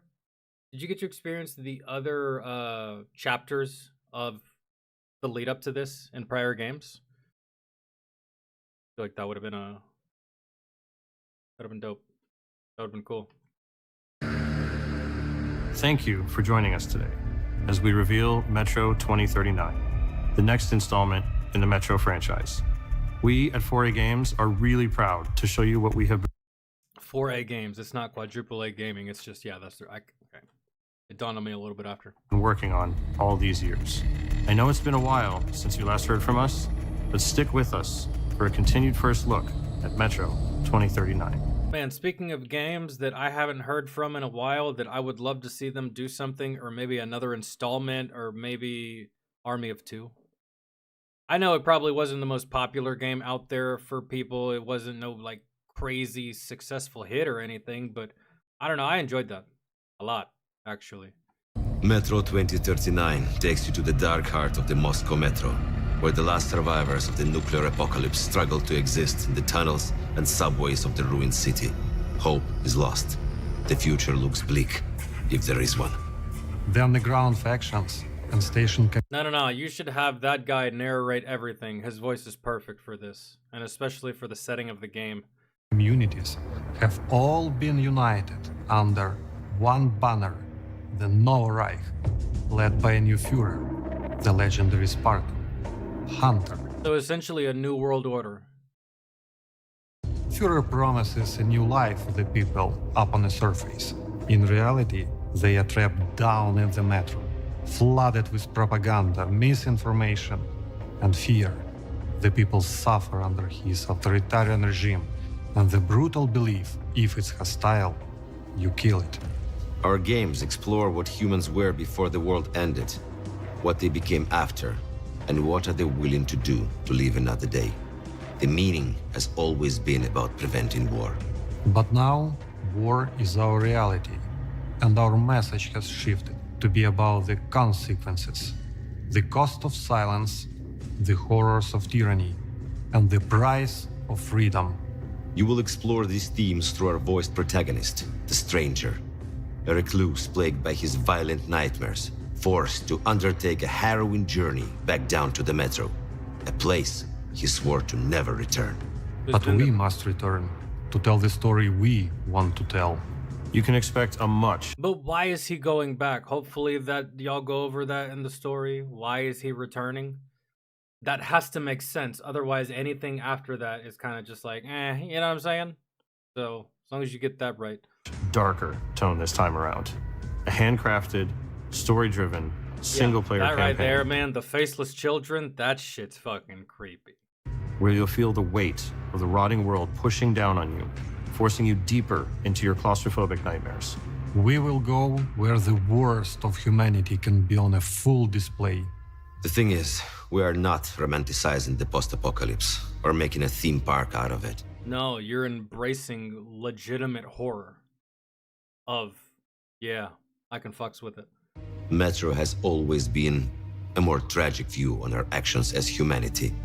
Then, tragedy came to us. Everything we had planned for the next chapter of Metro changed in 2020, and more significantly, in 2022. When Russia's full-scale invasion began, it changed the lives of everyone in the studio, but more so of our team and families in Ukraine.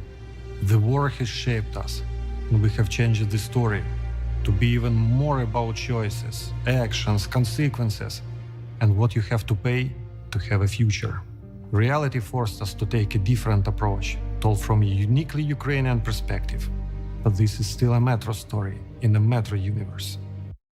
That's so fucking cool that real life happenings are actually playing a role in not only your decision making, but the way you approach this game and the way that you're going to deliver it to the gamer.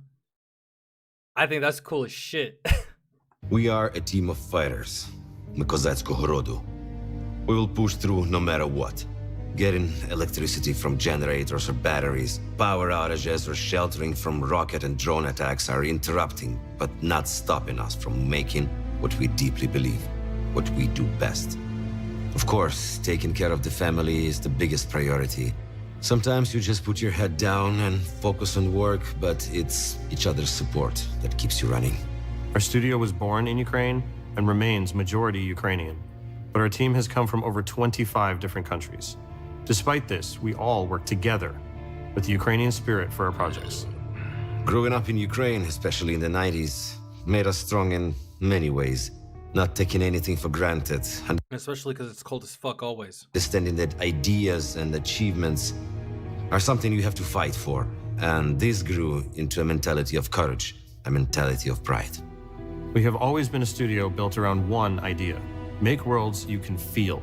We are craftsmen and artists, people with passion who want to tell stories. Basically, we make stuff that we want to play.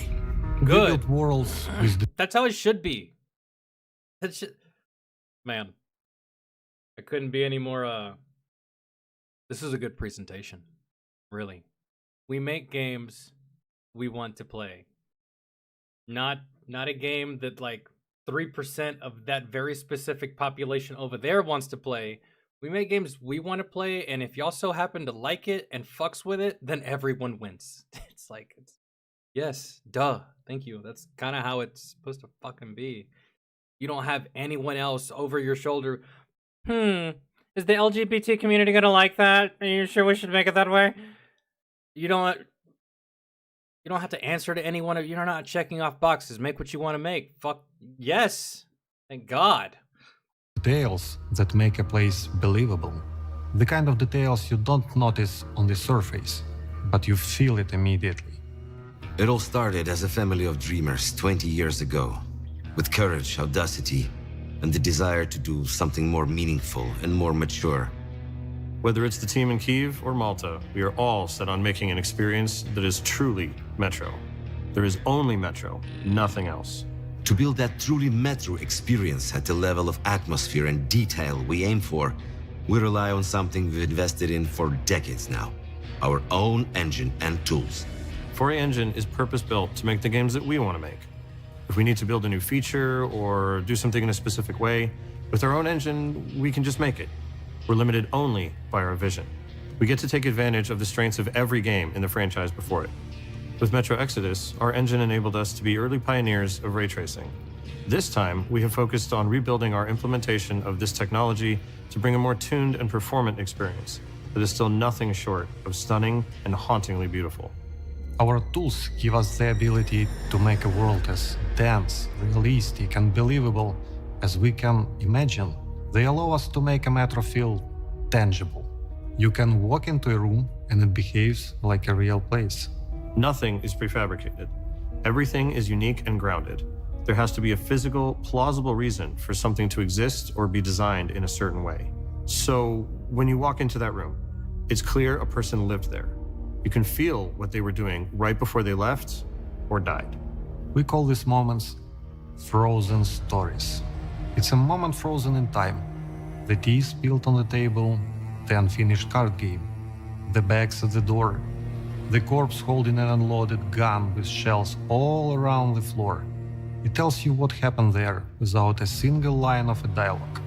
The goal of these frozen stories is to push your imagination further, immerses the player, and gives those who are... So I'm assuming that because you're adding all of this detail, there's going to be a level of investigative gameplay or something of that nature. Curious, many opportunities to explore and learn more about the world of Metro. But not all the stories in Metro are frozen. And while I always appreciate attention to detail in this regard and pretty stuff, where it really lies with me, especially in a looter shooter, is how deep does the replayability go? I'll play a fucking block game, man. If it's a looter shooter, if it goes deep and the customization is well done and the gameplay loop is really, really fun, then that's where that's the most important thing for me, really. The ones at the beating heart of the Metro. Oh, Commander Smushy, you're here. You have a request in the Discord, don't you? Are about the people. Our games are based on and inspired by the novels of the author, Dmitry Gluchovsky, an outspoken critic of the invasion of Ukraine. His courageous stance has come with a personal price. a life in exile from his home country, Russia, where dissent is a crime. We've crafted this new story together, united by our shared values of freedom and truth that have been shaped by the harsh reality of the world around us. So, we're going back to the tunnels and leaning into what makes Metro, Metro. The intensity of darkness, the intimacy of closed spaces, and the feeling that every step forward, every decision made, has a cost. The cost of silence, the horror of tyranny, the price of freedom. We want players to walk away with a deeper understanding of what that means. We want you to feel it and question it. How will you... Oh, believe you me. I'm killing Nazis in this game. I'm gonna motherfucking feel it. And it's gonna feel good. you survive? Who will you trust? What would you do to live another day in darkness? Kill everything and everyone. Use their same method. Use their same logic. If it's hostile, kill it. That's it, really. But that's gonna become somewhat hard in the game if you got this motherfucker trailing you, making you see shit. You're asking the wrong questions. It's all about you. This is just a first look for now, and we can't wait to show you more. To our fellow Metro community, our friends, our family, thank you for the patience, for all the support and love we have seen in your messages, content, and replies. But first of all, to our defenders. Slava Ukraini! Героям слава!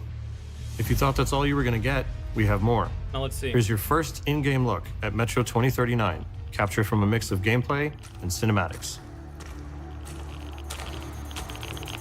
Thank you for mixing the gameplay in with the cinematics, because I can't stand when the reveal is nothing but just a cinematic run on like a really, really good fucking engine. And it's just like, man, the gamer's not actually gonna see that. At least, I mean, they might. They're not going to see it like that, and that's all you show, really, for the most part. Thank you for including some of the gameplay.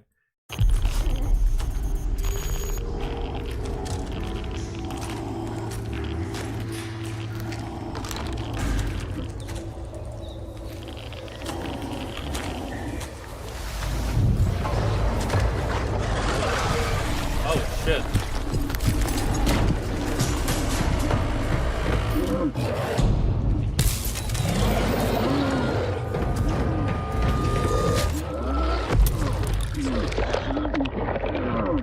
What the?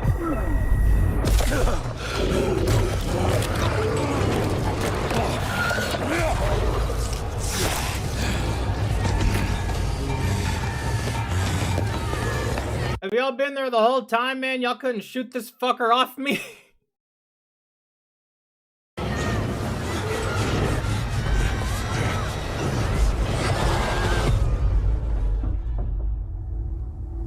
Okay.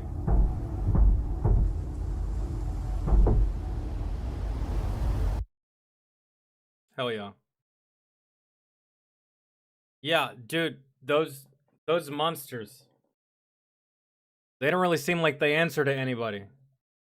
So, or maybe they do. I don't know, but I have to assume that if they're that violent towards him, I'm assuming they would be that violent towards the Führer. Unless that motherfucker can actually control these things and give them orders. I don't know, they don't seem very receptive to me. No, they don't answer to anyone. They're just mutants. Okay, got it. Right. They're just going to be another enemy type in the game, so you're probably going to have them, variations of other mutated enemies and or mini-bosses, and then you have the actual Nazis themselves, which you'll probably fight as well. Doing missions, quests, your dailies, your weeklies, and shit like that. So, yeah. The sprinting and the movement almost reminds me of Tarkov. Just a little bit. Hold on.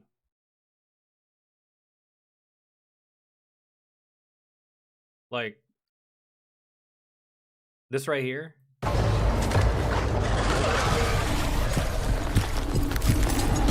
The very, very like kind of slow running animation, and your footsteps feel very heavy and they're very loud. And yeah, that's almost what it reminds me of.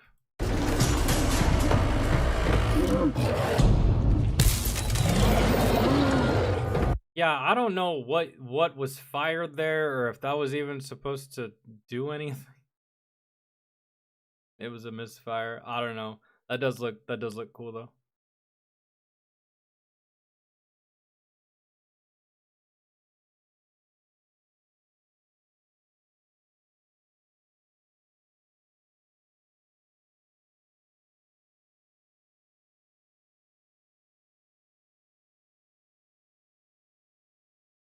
Tend to only play multiplayer games. I mean, Metro will be a multiplayer game, but it won't be like PvP, I don't think. Or maybe they could find a way to add PvP in it, but I get what you're saying. Most games these days, outside of like your traditional single player games like Assassin's Creed or Dark Souls or something of that nature, most of them are a multiplayer, but that one I don't think is going to have a PvP aspect, which I don't really think it needs one. So, was a handheld railgun? Where was the rail? I think it failed.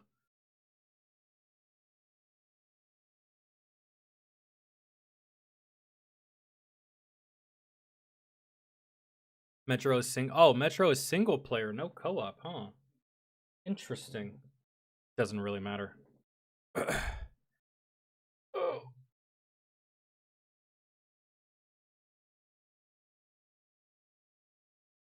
Oh my god. All right. Let's Commander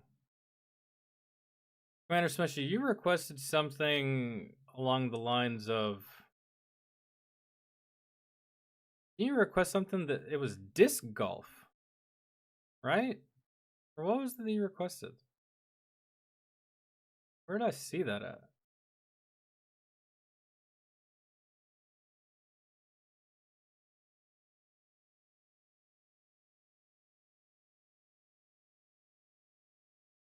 I don't remember where the fuck I saw that, but I swear I saw it somewhere.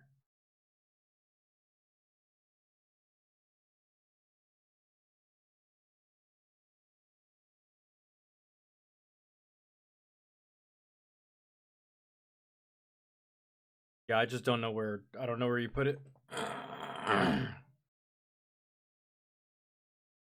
Oh, okay. I wasn't even looking in that one. Yeah. Okay.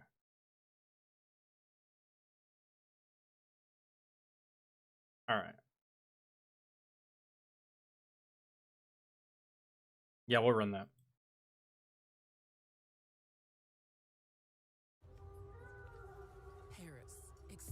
I've never watched. Okay, so if you watch disc golf, and I don't think he's a pro. I don't think he's on like the pro circuit or anything. But it's motherfuckers throwing frisbees, dude. So if you watch this, then you know who. What's his name? His name is Brody. I just can't remember his last name. Just average looking white guy. You ever seen a YouTube channel called Dude Perfect? They did an episode with him because he is like, yeah, you know him? Yeah, he's godly. He's so good. He'd be doing crazy, insane tricks with a frisbee, and I'm just like, dog, I'm lucky if that shit stays on path when I throw it. I don't know what's happening to that frisbee when I let it go. I don't know where it's gonna go. I don't know what it's gonna do. It could be a good throw. It could be complete shit. I don't know. 50-50. Let's run it. And when I first saw his videos, I was like, this guy's incredible. But Brody Smith, yeah. That guy.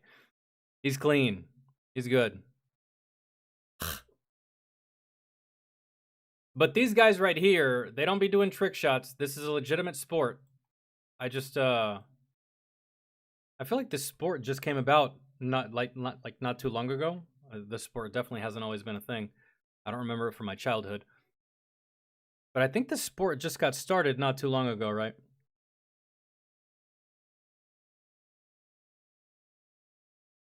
If you get too much you get a bad ending if you get too much bad karma in the game. So you gotta like make good choices.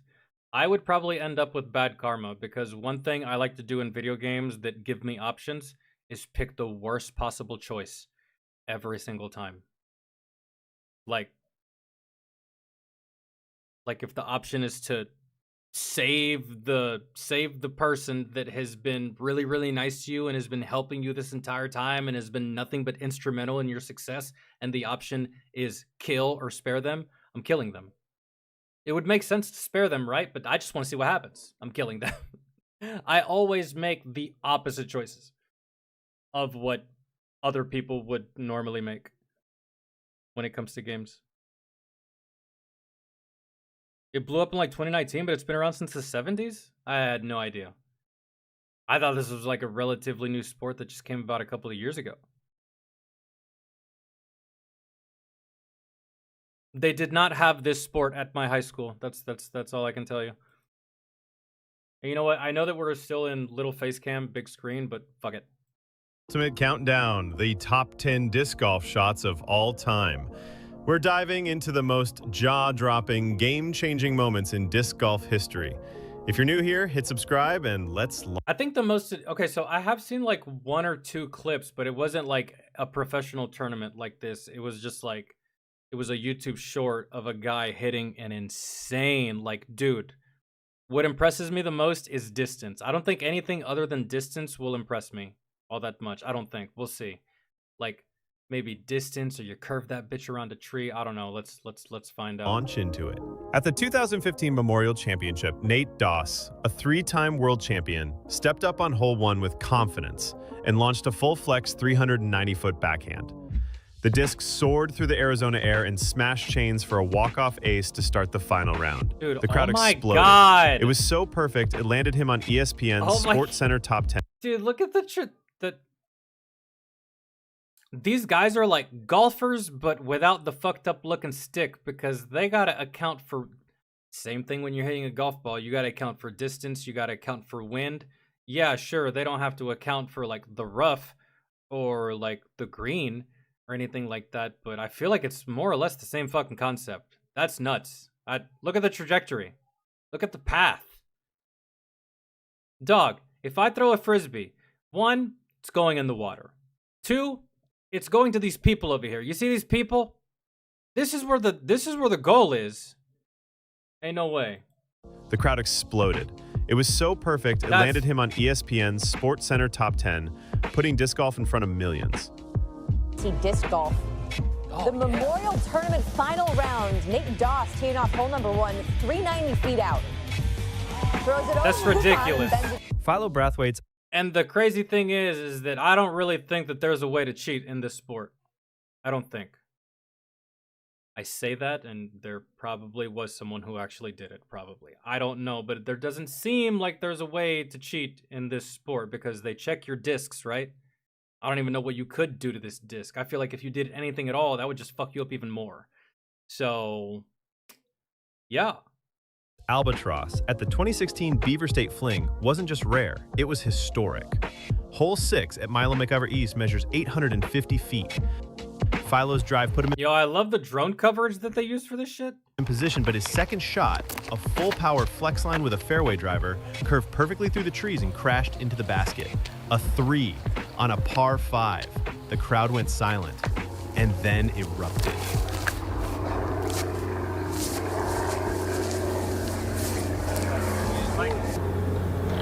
Oh my god!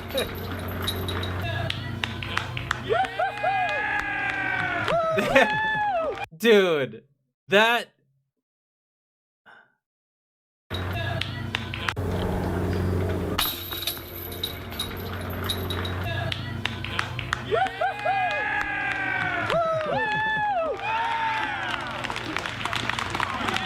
All right, Philo! I'm really trying to calculate just how much of it is skill and how much of it is luck. But again, just like golf, yeah, you can be really good, but there's at a certain point, you really are just like kind of just praying a little bit. I want to say a certain percentage, because there are things in both of these sports that are out of your control, man. And especially with golf, the grass, was the grass cut that day? Huh? Or was it cut yesterday? Did it rain? Is it hot? Is it humid? All that shit, you know what I'm saying? So it's like... It looked perfect, I was saying, yes! That is so awesome. Wow. Heel, baby. That clip racked up millions of views and remains one of the most celebrated shots in disc golf history. You know, history though. How about that albatross? That was awesome, man. I mean, I had no idea it went in. I was just thinking, yes, I made the corner finally once in my life, you know, and even better than in the corner in the basket. 2 times. Thank you, sir. See? Under a degree of luck goes into this, man. extreme pressure during the final round of the 2015 Glassblown Open. At least for shots like that. Insane shots like that, yeah, definitely a degree of luck, I feel. Paul McBeth launched a pinpoint backhand drive onto the infamous Island Green on hole 18.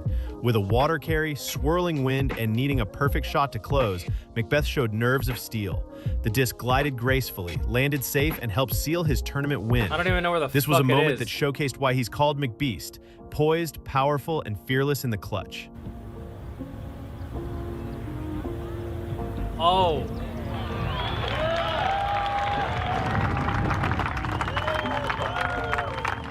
During the final round of the 2022 PDGA World Championships at Emporia Country Club, Paul McBeth found himself in a tense duel with Aaron Gossage.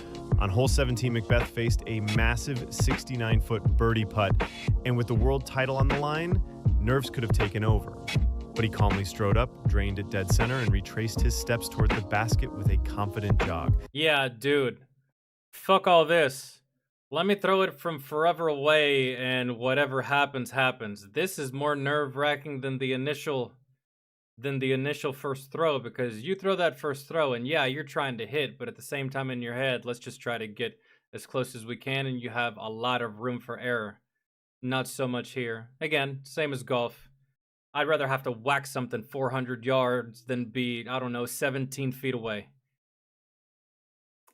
On a green that, I don't know, kind of goes downhill. Yeah, that's, you know, you see, that's like, it's like nerve-wracking for me. That birdie tied the lead and set the stage for an epic playoff. It wasn't just a putt, it was a statement of mental toughness and clutch performance under pressure. Come on. Oh, man. It's like you can't write that. Wow. You can't make it up. 80-footer. Oh, my goodness. This man is made of something different. And just huge shift of the situation from Gossage's perspective. Oh, my goodness. I remember 22 PDGA World Champion. Guys, the shit's not easy. Y'all are probably like making fun of it. The shit's... have you ever thrown a frisbee before? Now take that frisbee and actually try to hit something with it. If I was mad at you, and I decided that a frisbee was my next course of action to throw it at you, I think I'd probably miss. It's a 50-50. Really, man, I feel it.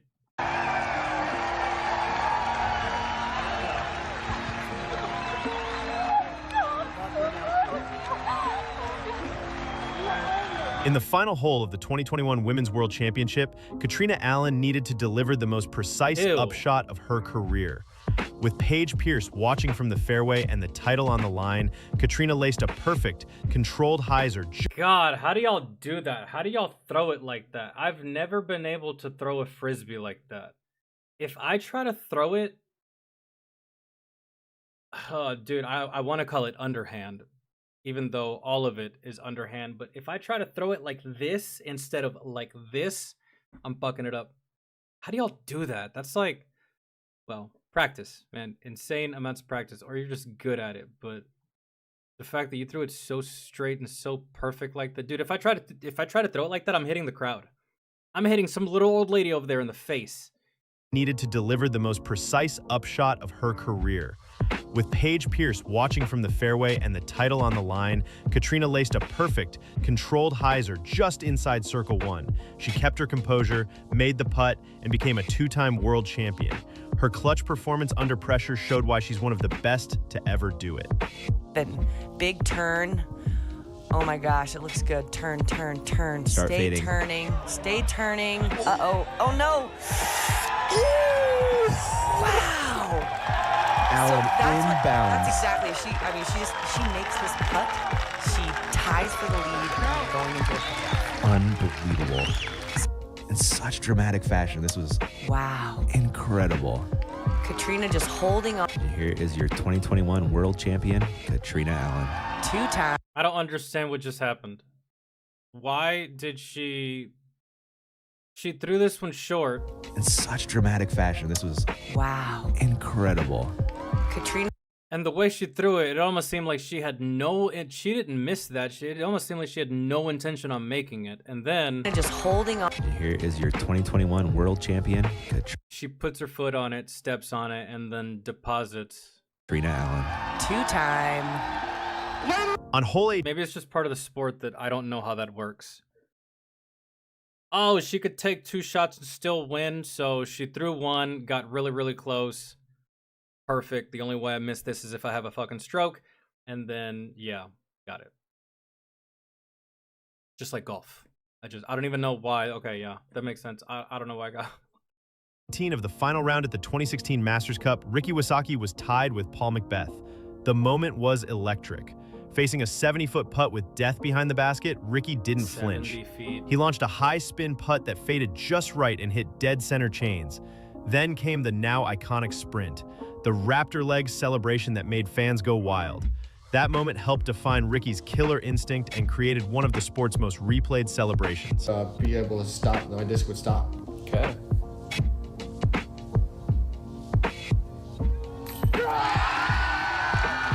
And how does that feel? You know, it's great. You know, I've watched it a lot of times, and it's, you know, never fails to give me the goosebumps. Yeah, I don't think I can make that. You know, it's definitely one of the best. As a matter of fact, no, I wouldn't be able to make that. And if I did, it would 100% be beginner's luck. It's a fluke. Do it again? Nah, I'm good. I can't. Putts I've ever hit for a win. You know, I can't say it's the longest because I've hit a lot of long putts, but not for the win like that. So that's really, you know, really awesome. You know, it's awesome to watch. It's a video that I could just probably watch over and over. So I'm excited to watch it. At the 2018 Glassblown Open, young phenom Eagle McMahon was locked in a heated battle with Drew Gibson and Ricky Wysocki. With the lead on the line, Eagle went bold, electing to throw a towering hyzer over the water on hole 16's island green. His Discmania driver faded perfectly onto the narrow landing zone. The crowd exploded. That aggressive line showed his evolution from prodigy to elite closer. Eagle's power and confidence were on full display. His disc back in the ground, back in the bag, and picks up his hyzer. He looks like a kid. Disc. He wants to just copy that line. He's probably likely never tried this. Maybe tried it in practice, but it hasn't been his play thus far. And look at the height. This is a lot higher. Pretty good. Good and God. a lot wider. Through the trees and on the... That is so lucky. Through the trees, man. Green. That was towering. Over and then through the trees. That could have easily gone terrible, I feel. Truly. That's... Wow, and there is the opportunity. Yo, he looks like a kid, I think. He might be. He doesn't look a day over 17. Awesome. Wow. All right, we are down to the top 3. Simon Lizotte is known for creativity, but during the 2017 Glassblown Open, he delivered something unthinkable. 3 eagles in one round. One came from a huge roller, one from a circle 2 putt, and the third, a near parallel fairway line no one else would try. Simon's flair, power, and imagination made that round unforgettable, and it still stands as one of the most aggressive scoring stretches ever recorded in a 3 eagles in a row? Major tournament. You know he had the competition pissed, especially anyone that came after him.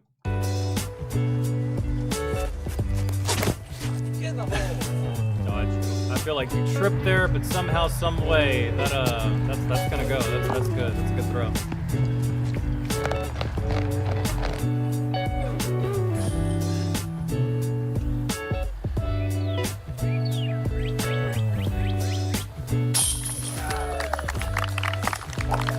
Thanks. Thanks.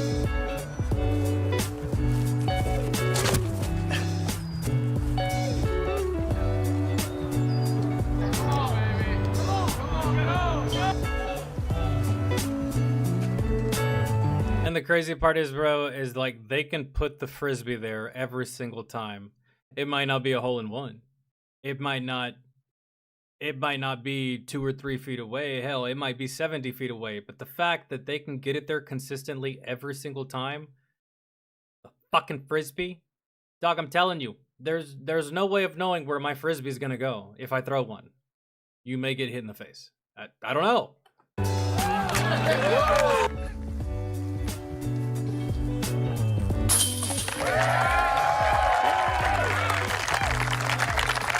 In the final round of the 2018 Discraft Great Lakes Open, Paul McBeth was having a flawless day. By the time he reached hole 18, he was sitting at -17. He crushed a drive, placed a perfect upshot, and faced a 30-foot putt for an unprecedented -18. He lined it up, centered the chains, and history was made. It was the first -18 in MPO history on Give myself camera, a chance for 18. and it redefined And this is the scoring moment where I was expectations like, at the pro level. Picture the World Championships. Picture this is for the. I like how it's a completely different vibe here in disc golf. So you see how like they don't cut the grass. It's not the same kind of grass. This is real grass that they're on. Why? Because in my head, I feel like they don't want these fuckers on AstroTurf because that frisbee will roll easier, it'll roll further, and maybe that could be a good thing, maybe it could not be a good thing. Maybe that would be an advantage, maybe it wouldn't be an advantage. But if everyone can do it, then it's not an advantage at all. But I don't know. Notice how like it's just real, actual semi-cut grass as opposed to the AstroTurf that these golfers play on. Maybe that's for the reason. World, like you're gonna have this pressure. Take advantage of it. And as soon as I let this go, I knew it wasn't dead center, but there was no way that thing was coming. Yeah, it was just such a great line the whole way. And I mean, there you see the reactions. Paul Uleberry immediately calling the greatest round in the history of the game. And that was before 18 had even happened. That's just so much room for error, dude. Like, finally, with no surprise, at number 1, we have James Conrad's holy shot. This is undoubtedly the single most legendary moment in disc golf history. With the 2021 World Championship hanging in the balance, Conrad needed a miracle on hole 18 to force a playoff with Paul McBeth. From 247 feet out, he launched a full Anheuser with his Axiom Envy, threading a tight fairway line before crashing perfectly into the chains. The crowd reaction was electric, the commentators stunned. It wasn't just a clutch shot, it became a cultural moment for the sport, cementing its place on ESPN and in the hearts of fans everywhere.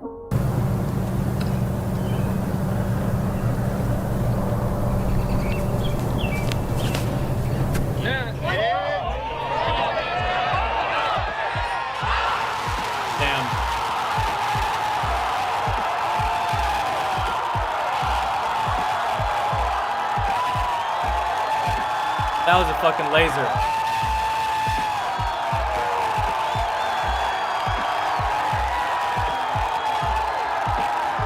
Yo, Commander Smushy, what I'm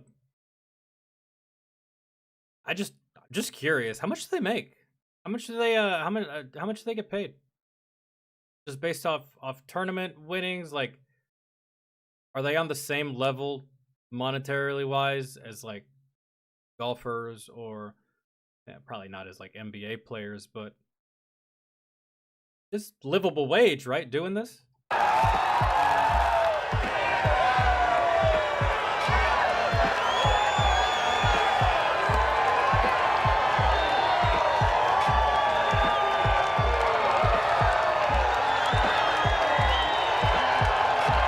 Yeah, dude, so I still think that the best clip is the first one. Honestly, I think that one should have been last. This is, in my opinion, I don't know if it was going in order from. Some of these had other implications, like triple eagles, and then some of these had like championship implications and stuff like that, and that's what made them better, just because the atmosphere was more tense. But man, the most gnarly, impressive is this one. See disc golf. The Memorial Tournament final round. Disgusting. Nate Doss teeing off hole number 1, 390 feet out. That's Throws disgusting. it over Lupon and bends it. Philo Breath. Yeah. All right.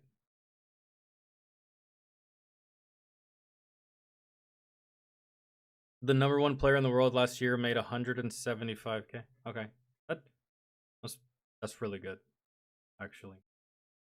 Really good for throwing a fucking frisbee, for the most part. And that just also goes to show you that there's a market for the sport. They get the number 1 got paid that much. There's definitely a market for it. Takes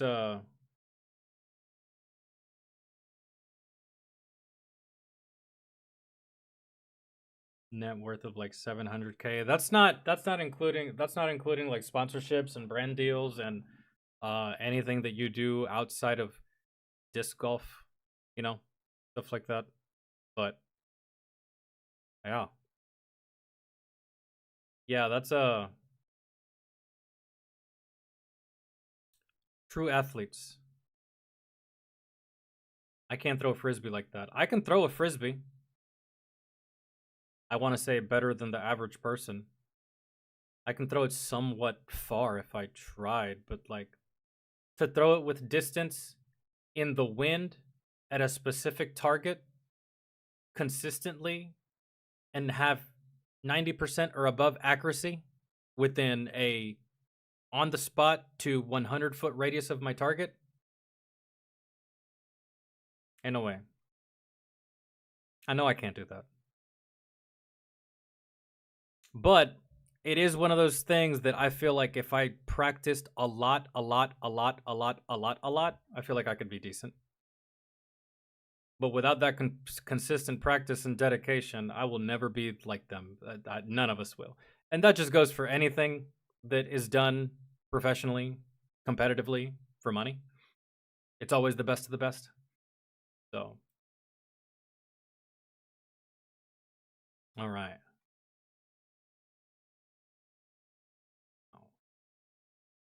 I just want you to close, man. Fuck.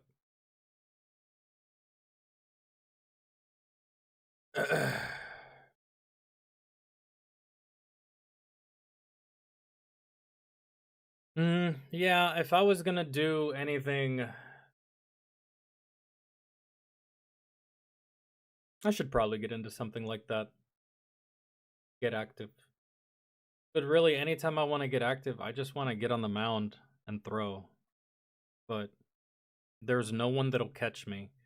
And it would have to be a multiple day thing, because I would just need like one whole day to just like warm the old noodle back up so I don't fucking hurt myself. And I would like to do that, but then it's just like I gotta find somebody, and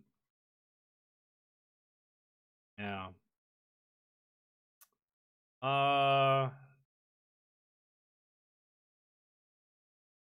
Yeah, we'll do I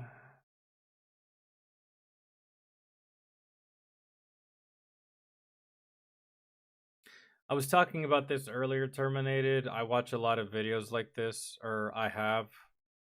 Mainly is just like brain rot type shit, either before I go to bed or like when I'm on the pooper.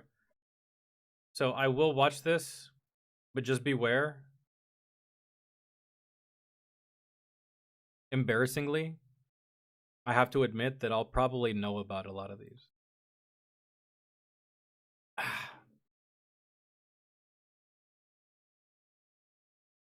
Maybe. There is no shortage of rappers these days. So, y'all notice that? How everybody wants to rap? I feel like everybody but me wants to rap. You got athletes wanting to rap, motherfuckers that can't rap wanting to rap, preachers wanting to rap, celebrities wanting to rap, basketball players wanting to rap.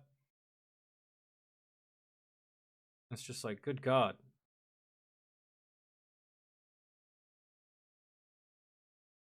Oh, Daryl.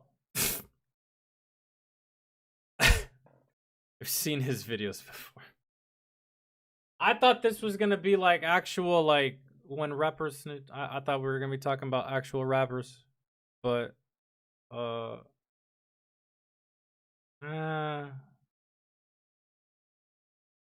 you got something else terminated. I thought we were gonna be going over actual cases of when rappers snitch on themselves. I thought that's what we were gonna be doing. I was actually kind of interested in that. Not so much. Daryl's funny, but it's let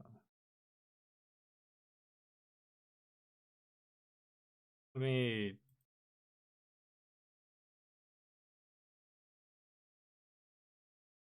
I can't do that. All right, Mysterious, take it easy, man. Thank you for hanging out with us.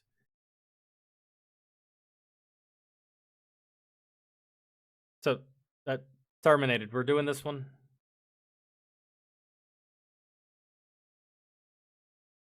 Or we can do this one, which might interest you. Save that one for another time. Just not feeling that one right now.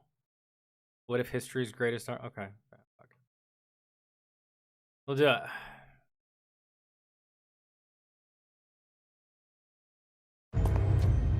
Check him. For what? You think I'm a rat? This is crazy! They got 6'9".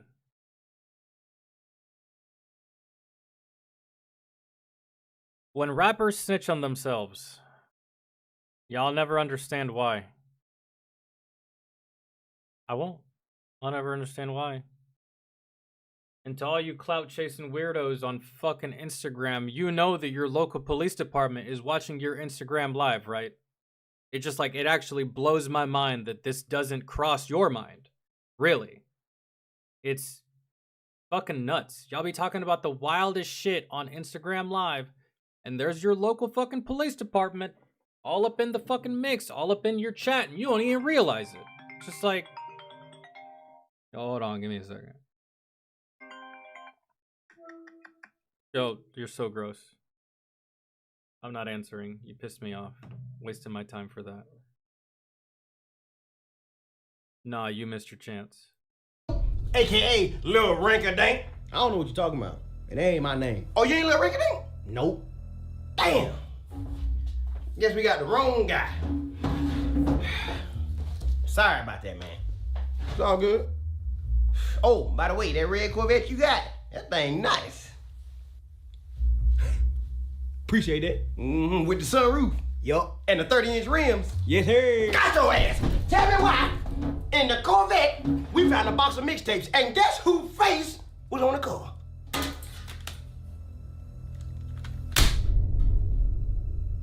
You wanna explain that to me, Lil Rinka-Dink?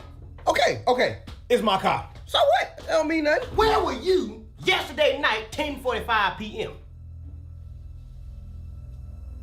I was at home. Hey, at least that's easy to remember, man. I can't stand when like a fucking cop or an investigator asks you like, what were you doing on the evening on or about of like, and they say like a date that's like 5.5 months ago, and I'm like, I don't know, man.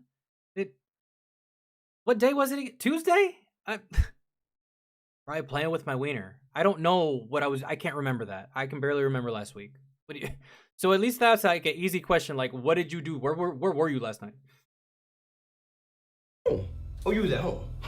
So then why was your car parked outside the home of Mr. Reginald Sir V.J. Johnson Williams III, a.k.a. Lil Butterfinger, at 10:32 p.m.? Oh, yeah. I forgot about this. You forgot what? And I fucking love that, like, Little Butterfinger, because has anyone noticed that, like, the further we go in the world of rap, the more ridiculous the names get. Did you guys know that there's an artist out there that his name is Lil House Phone? Yeah. These names, I feel like they just be getting dumber. That's my boy. You know what I'm saying? You know, I went over there to check on him. You know, make sure everything was cool. You know what I'm saying? We chill. You know, played the game. You know what I'm saying? Got some food. We were just cooling. You know what I'm saying? Like that's it. We just kicking it. Well, that's your boy. Y'all was chilling. Y'all were cooling. That's your boy. That's your buddy, your pal, your amigo. Okay. I tell you what.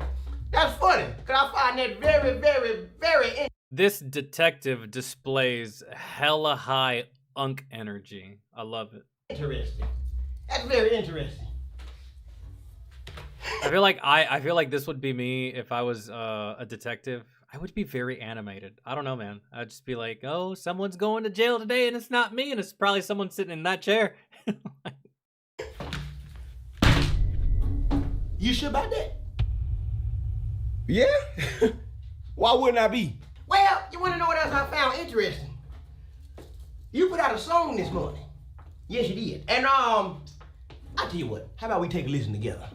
Let me just grab my device. Wait a minute. See, and like what's funny too is like his reaction, this dude, is all of these rappers' reactions. For real. Every single time, like, dog, did y'all really think that they wouldn't put 2 and 2 together? And did y'all really think that y'all would be able to hide under artistic expression? You fucking me? Oh, man.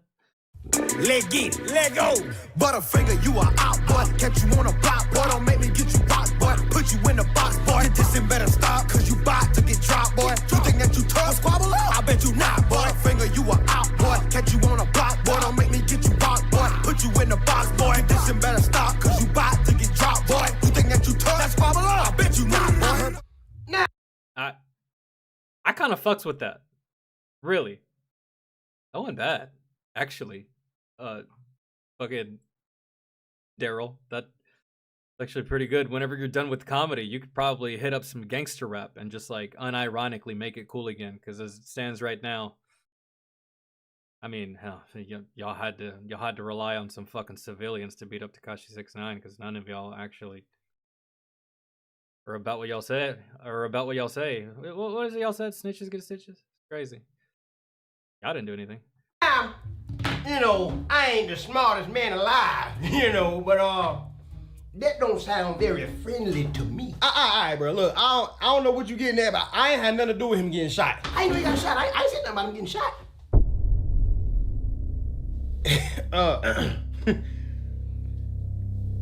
Lucky guess. Lucky guess. You could have been like, dude, we're from the hood. Everyone gets shot here. That would have been a plausible answer. He said a lucky guess.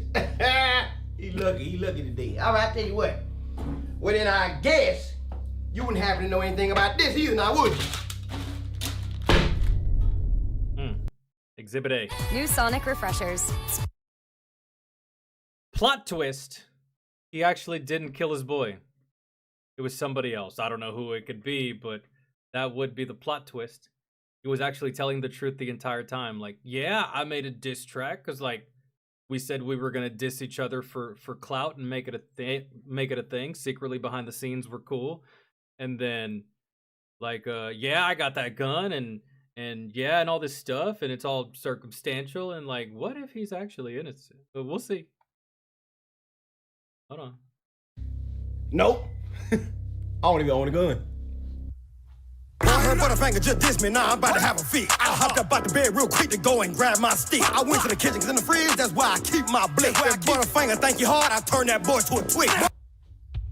Oh yeah, I forgot about that. I just got it. Boy, I kept a 9 on my hips since I was 9, so what we talking about? Okay. Let's just assume that it's mine, right? Like, so what? That don't mean nothing. Everybody walk around with protection. You see what I'm saying? Like just because I took mine with me, don't mean I was going to do something negative. You see what I'm saying?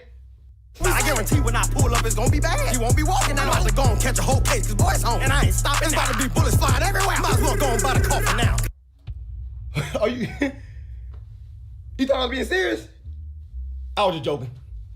Cause I'm really about this life. I don't play around, boy, I'm serious. You ain't never gonna catch me joking around. That's something you won't experience. Hey, man, damn, man, it's hot in here. Y'all need to get some air in here. Y'all ain't got no air conditioning. I'm about to start sweating. I ain't never hot, boy. It's always extremes inside of an interrogation room. They're either going to make it unbearably hot or ungodly cold. I've been inside of an interrogation room before, and there is no middle. There is no, it feels nice in here. No, it's one or the other. I'm cold-blooded, but these bullets burn your interior. All right, bro. All right, I'm done. I ain't saying nothing else, bro. I know what you trying to do, bro. You trying to incriminate me for something. Nah, I ain't saying nothing else. I'm done, bro. I'm done. Mr. Ringadang, why you acting so nervous? I ain't nervous, bro. I ain't nervous. I'm getting upset. You know what I'm saying? Because you sit here accusing me of stuff that I ain't even did. And does that make you angry? Yeah, it made me very angry. And what happens when you get angry? What you even talking about, bro? Like, I'm saying, you know, when you get angry. If you had a lawyer with you, he wouldn't be able to ask you that question. I feel like that's either entrapment or leading of some kind. My witnesses, my client's done talking, but. Do you know, lash out? You know, do you make irrational decisions? Do you, I don't know, get violent? Nah, man, I don't know. I don't even get mad for real. I got a short fuse. If you blink at me, it might just make me furious. When I get mad, I see red, and then somebody might get dead. I get angry fast, I'll beat your ass, and I'll cut your head like a big egg. All right, bro. These raps are actually good, though. You know what, bro? I'm done for real. I ain't saying nothing else to you, bro. Don't even talk to me, bro. Matter of fact, where my lawyer at? Don't I get a lawyer or something? Okay. Hey, they'll provide one to you, but you haven't asked for one yet. All right, you don't want to talk? We ain't got to talk. I tell you what. How about we just listen? You said, let's do that. Nah, we ain't got to do that. Hey, man, you know what it is. I know what it is. It's a little rank-a-dang. Rank-a-dang. Man, check this out, man. I heard Butterfingers out here talking crazy about me. Oh, God? Speaking crazy on my name. That's crazy. Like this ain't gang all day. You feel me? Oh, it's like that, Butterfinger? Like that, huh? Bet. Let's get it. Let go. Butterfinger, you are out, boy. Catch you on a block, boy. Don't make me get you boxed, boy. Put you in the box, boy. This and better stop, cause you bout to get dropped, boy. You think that you tough, squabble up? I bet you not, Butterfinger, you are out. Could you imagine if this was real, though? If, like, the detective in the interrogation room was playing this shit as, like, a gotcha moment, like, that's what you said, but then the detective also started dancing and clowning you to your face, dancing to your song that's going to send you to jail for life? Oh, man. Boy, catch you on a block, boy, don't make me get you rocked, boy. Put you in the box, boy, this and better stop, cause you bout to get dropped, boy. You think that you tough, that's squabble up? I bet you not, boy. I heard Butterfinger just diss me, now I'm about to have a fit. I hopped up out the bed real quick to go and grab my stick. I went to the kitchen, cause in the fridge, that's where I keep my blick. But see, here's the thing, and I heard it earlier, it didn't register, and I just heard it again. Why do you keep your gun in the refrigerator? That's killing me. I don't understand. What's the benefit? That's killing me. Thank you hard, I turned that boy to a twig. Boy, I kept a 9 on my hips since I was 9. So what we talking about? I guarantee when I pull up, it's gonna be bad. You won't be walking out. I'm about to go and catch a whole case, cause boy, it's home. And I ain't stopping. It's about to be bullets flying everywhere. Might as well go and buy the coffin now. Cause I'm really about this life. I don't play around, boy, I'm serious. You ain't never gonna catch me joking around. That's something you won't experience. I ain't never hot, boy, I'm cold-blooded. But these bullets burn your interior. I got a short fuse. If you blink at me, it might just make me furious. When I get mad, Yo, the bars are nice, actually. And then somebody might get dead. I get angry fast, I'll beat your ass and I'll cut your head like a big egg. Butterfinger wanna run his mouth, but I promise it ain't really was a thing. This bird gang all day, cuz I'm OG little rocket. Butterfinger, you are out, boy. Catch you on a block, boy. Don't make me get you boxed, boy. Put you in the box, boy. This and better stop, cause you bout to get dropped, boy. You think that you tough, squabble? He put a hook in a diss track. I mean, cause this is a diss track to Lil Butterfinger, right? And I just always think that it's mad disrespectful. It just even adds more disrespect when you put a hook on the diss track, cause like that was time you could have spent dissing him, but you were like, nah, fuck that. I'm about to vibe for a second. I'm about to style on your ass and then get back to shitting on you. I've always felt like that. I bet you not, boy. Finger, you are out, boy. Catch you on a block, boy. Don't make me get you rocked, boy. Put you in the box, boy. This and better stop, cause you bout to get dropped, boy. You think that you tough? That's squabble up. I bet you not. Had to pull up in the vet, to school my boy Fiddle Fat. He said, man, what we finna do? I said, let's make the block rattle. He said, bet we spin the block. We strapped up ready for battle. He said, hey, that Yo, no wonder Lil Butterfinger was talking shit. You a whole lame, really, at the end of the day. Your homeboy's name is Fiddle Faddle. No wonder Lil Butterfinger was talking shit. I think I'd be talking shit too. Butterfinger. I cocked back and let him scatter. Bow, bow, bow. That man just ran and hopped the fence. And so we dipped out the whip and let the foot chase commence. 4 hours right up on his heel. I ran track, you know I'm quick. And that's when I heard a click. He turned around with a stick. Oh, dang. I love how he even said the words under his breath. He was mouthing it. Oh man, that's...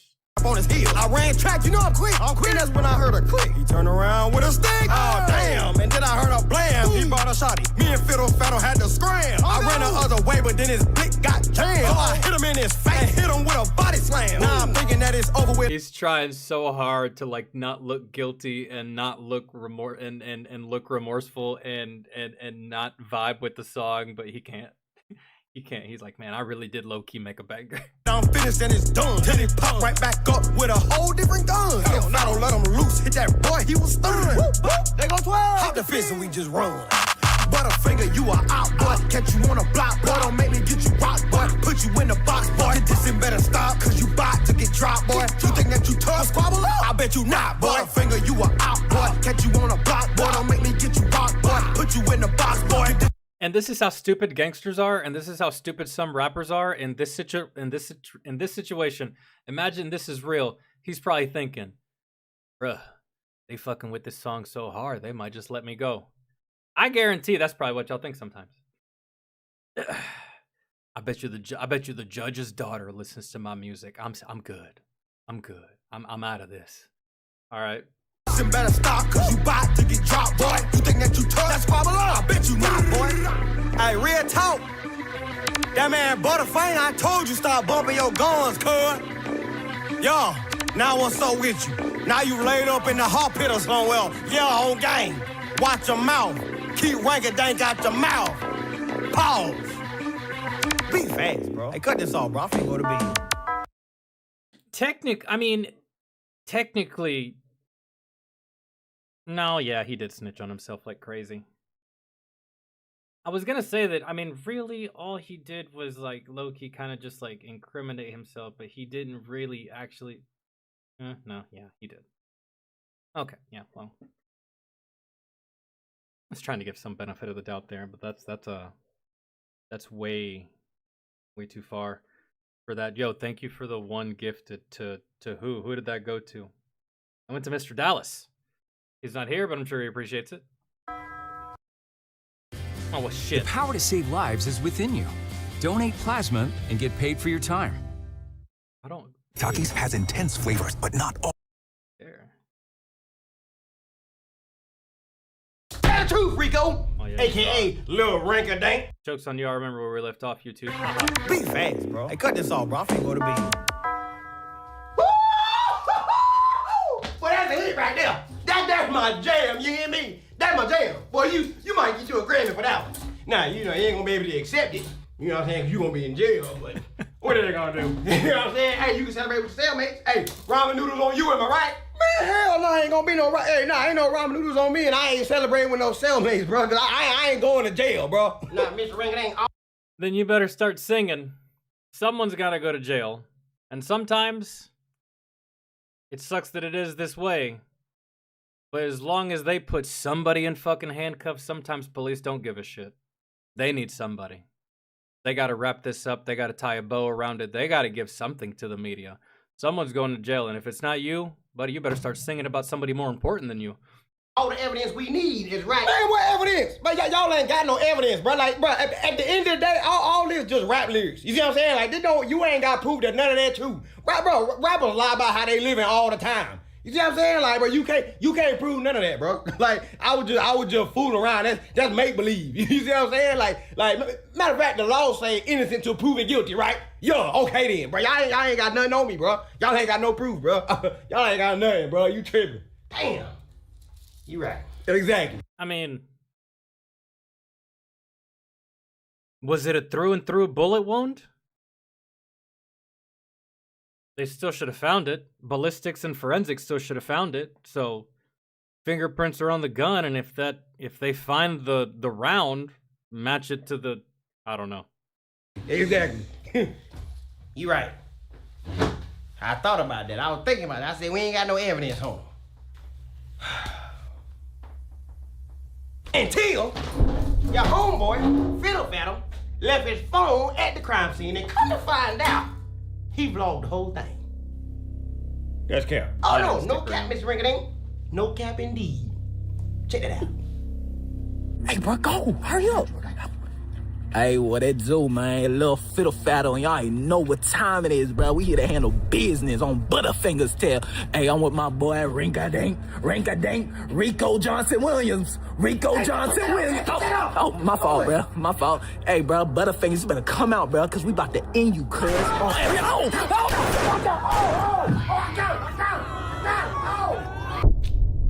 Man, damn. Hey, listen. Okay, listen. I'm gonna be honest with you. Really, we ain't got an issue with you. The person we really want is Lil Fiddle Faddle. Now, be real with me. It was his idea, wasn't it? See? What? Now, yes, we of course need a confession from you, because that's just part of the job. You know, I gotta get that from you, but you ain't really gonna serve no jail time, you know? Lies. They're about to take your confession, and they're still gonna fuck you. Lies. Because we know that Fiddle Faddle is the mastermind behind all this. You know, I see here, I look at you, you a good dude. You know, you make music, having fun, you know, Grammy potential. You know, I was killing it. And then you snitch on Fiddle Faddle, and guess what? Even if they don't fuck you and still send you to jail, you're gonna wish you went to jail, because now you're the rapper that snitched. You snitched on your own homie, and you think you're gonna gain respect in the rap community after that? Look at 6ix9ine. Up there, you know, to your song. You know, I can see the world dancing to your music. I don't want to see you locked up. I don't want to see that. I want to see you go home. The only issue is we can't find Fiddle Faddle. And so if you could just tell us where he at, then you can go home. We all this can be over. You know? I want the best for you. But do you want the best for yourself? Man, hold up, bro. I know you ain't asking me to be no snitch, bro. Hey, one thing about me, bro, I don't snitch. I ain't no snitch, bro. Nah, we ain't doing that. Nah, you got me twisted, bro. Nah. You know what? You're right. I'm sorry. I ain't mean to make you uncomfortable. I know, you know, that was wrong of me to ask you that. I guess we just had to figure it out on our own, you know. It's all right. It's part of the game. You know, I've been doing this for a couple years now. It's just tough because we can't seem to find them. You know, we done looked everywhere. You know, I done checked his mama house, the baby mama house, checked his house. They did this to me. I sat in that interrogation room for 9 straight hours, and the only thing they brought me in those 9 hours was water. That's it. I didn't get to eat. I didn't get to go to the dining facility. I didn't get to do anything. For 9 straight hours, I sat in that fucking interrogation room, and the only thing they gave me was water. That's it. And then by the time it was all said and done, everything was closed. Dining facilities were closed. Nothing was open. I think I went to the motor pool. I got the keys to my truck. I opened it, and I went and got an MRE. I think after the interrogations were over. Oh, ain't nobody seen him. You know, so I don't know. We just had to figure that out good. Oh, damn, my bad. You hungry? Don't accept it. Don't accept it. Don't touch it. Don't accept it. Nothing. You know what? Now think about it. They don't really like for us to give you nothing unless you can tell me something they want to know. You gotta say something. So I tell you what, how about you just go ahead and just admit that you know you did it, and then I can give you a piece. You saying I ain't gonna go to jail? No, you ain't gonna go to jail. It ain't your fault. You was peer pressured.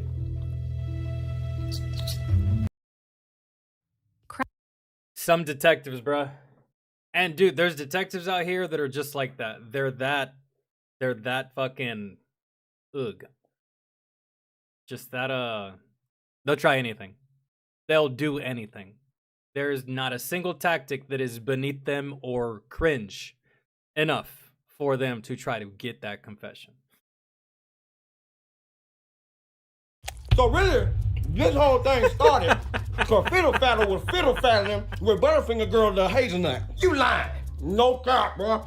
And she met him because she was a client of his. What you mean? So you said that you weren't gonna snitch, and then they offered you some fucking KFC, and you broke instantly. Which I still don't think your homies are gonna look past. I mean, you might have one or two that might be like, oh, but how was the chicken though? Other than that, fine. Oh boy, Fiddle Faddle be selling drugs to the whole community. For real? Bro, yeah, bro. I mean, he be, young people, old people, animals. Yeah, even look, I saw a couple police officers in there be going by the place. You might want to go take a look at it. You know what I'm saying? Wow. I mean, that is so good to know. I appreciate that. Yeah. I done told him to chill, but that was good.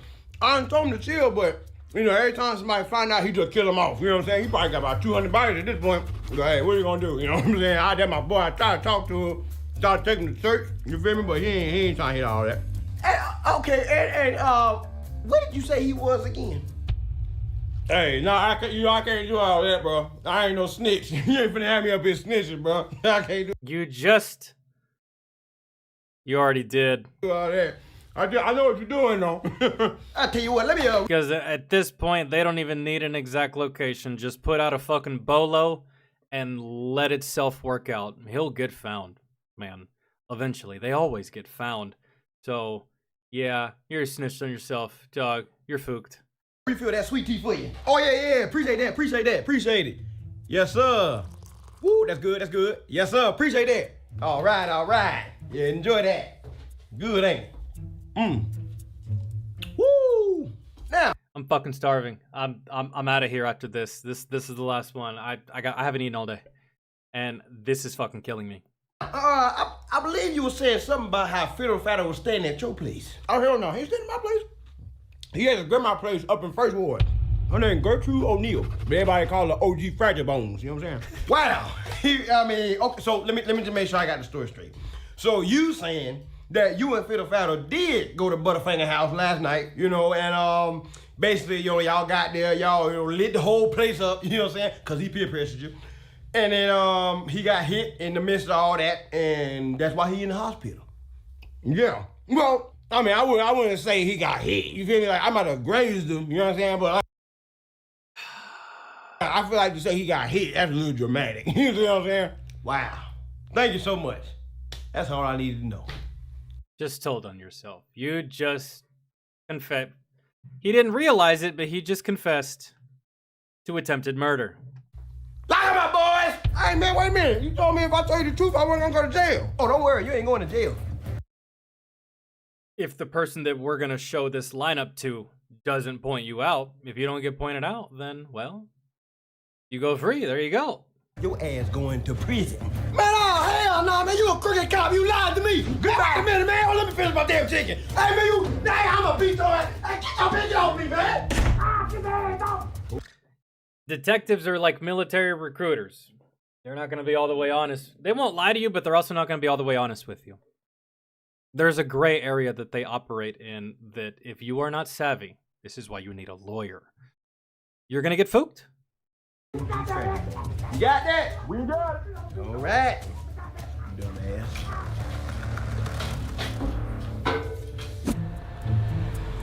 It played him. Snitched on his homie and then told on himself. Not that I feel like all of that shit really was whatever, but not that all right, all I of just got to the location. I'm going in. Wait a minute, you can't go in by yourself. You need backup. If you lost your Hey, I don't need no backup. I've been doing this 20 years. All right, I got a plan. Trust me. You dispatch. Worry about dispatching. Oh, nose ass. Nobody can't but what if Little Butterfinger is really as gangsta as what he was saying? You couldn't look any more like a Fed.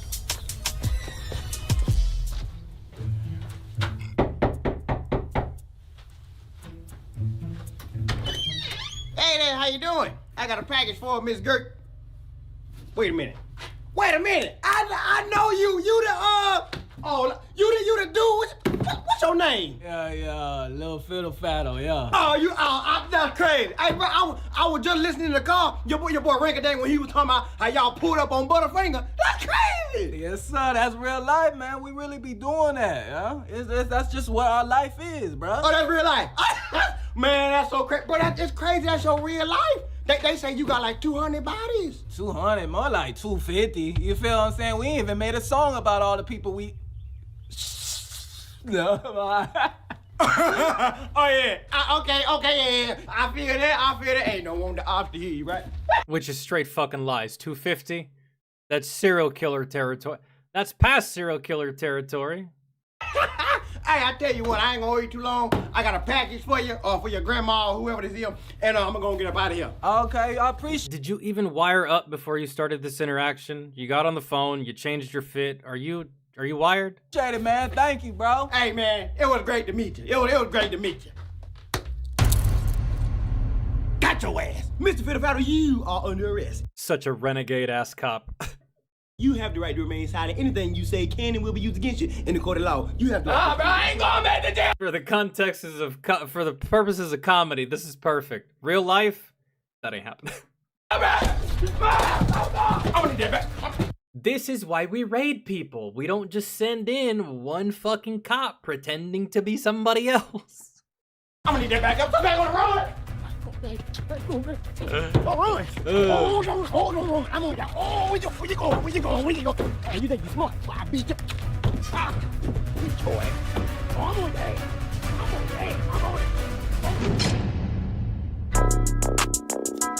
Yeah. Fiddle Faddle definitely got away. I'm almost certain he got away. Well, he got away from him. Did he get away from the law? Probably not. He's not getting away from justice. But he did get away from Officer Blueberry here. Yeah. Yeah, man. When rappers snitch on themselves. And it's just like, guys, I gotta tell you, that's never been cool. Ever. Man. It's never been cool to tell on yourself. I don't know who made y'all think that was cool. And the people that think it's cool, I don't even understand. Like, yeah, I shot him in the ops and all that stuff. But like, what about when you go to jail? Is it still cool then? Are you still proud? You know, how far do you think clout will get you in prison? I don't think it get you very far. But rappers be doing this, man. However, I don't know. A lot, and what's funny is that a lot of the rappers that I see doing this, I don't even listen to like that. I don't. I'm what the youth would call an old head, okay? And I don't really feel like the rappers of my time told on themselves like this. It's all these new age rappers. It's all these new young guns, right? The ones on TikTok and SoundCloud and fucking Instagram Reels. It's them. Those are the ones that think that it's cool to commit a crime and then tell people, yeah, I did that shit. Huh? Yeah, aren't I cool? Yeah, for like 5 whole seconds, man, before the police show up. And then what? I don't understand. I'm rapping to get out of this lifestyle. Meanwhile, you every single day you do the same fuck shit lifestyle stuff instead of just like keeping your head down and trying to focus. Nah, you're on this fuck shit, and then you tell the world about it, and then you want to sit there and be like, man, how'd I get caught? How'd y'all know, man? It's bullshit. The system's rigged. No, man. You know that saying, don't hate the player, hate the game? Some of you players are stupid. The game's not rigged. It's not even fucked up. Y'all are.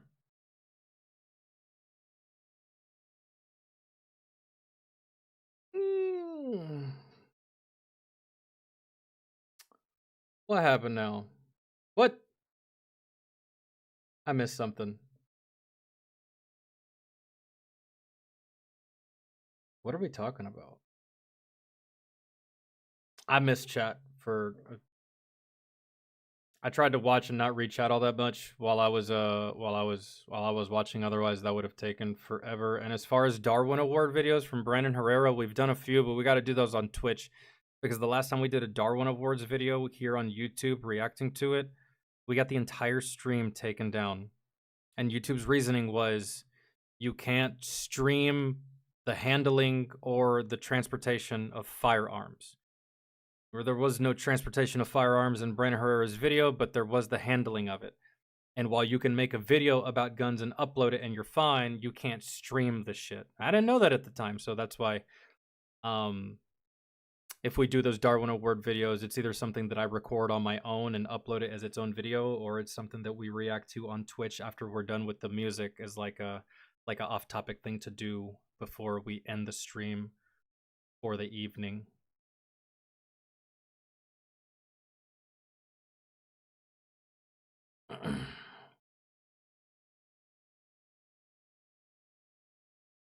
What about the French Foreign Legion? Oh, that's the guy that y'all are talking about, Trump's assassination. Before I get out of here, y'all want to look at that real quick? Because I still don't know anything about that at all whatsoever. Maybe it's still on my homepage.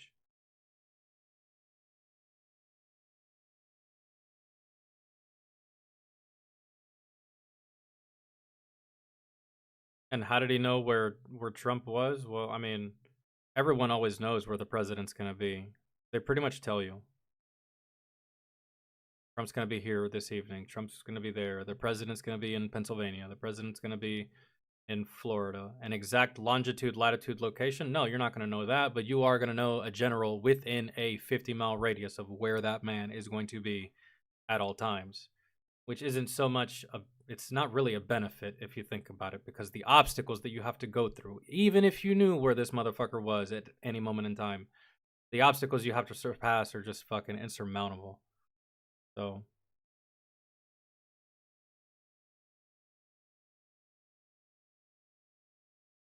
yo, I need food too, Jeff. It's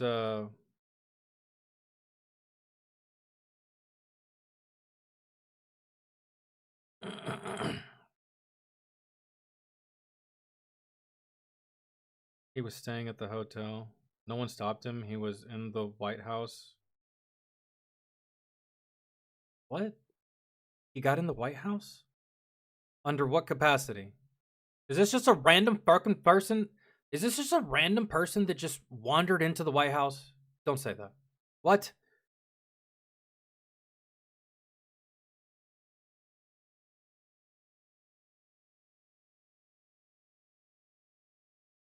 Bro, I don't know much of it. Hold on.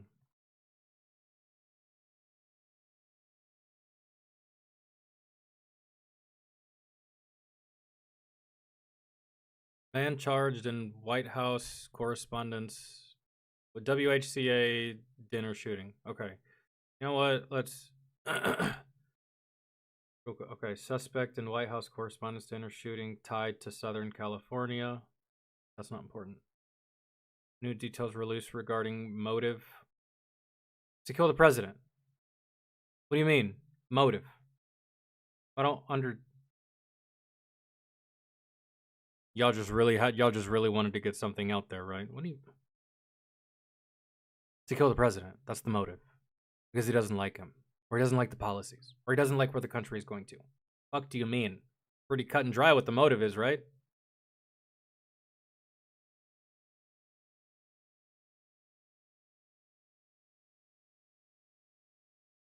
This digital calendar, lightening my mental load, makes it worth every penny. I wasn't fully convinced the Skylight calendar would be...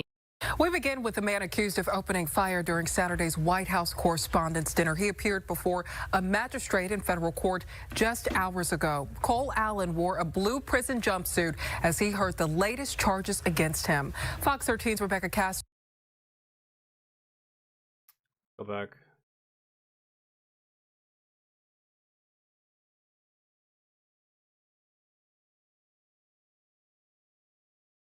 Y'all wouldn't happen to have a video on hand, right? That I can just like watch real quick that gives me like a brief synopsis of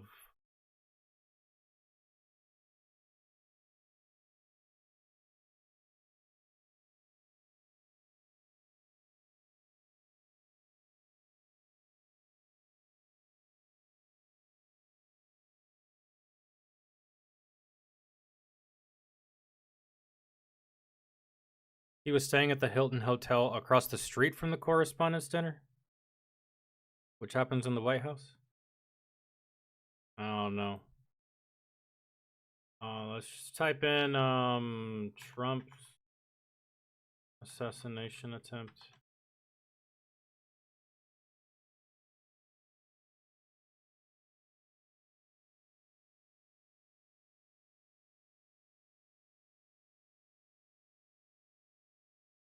But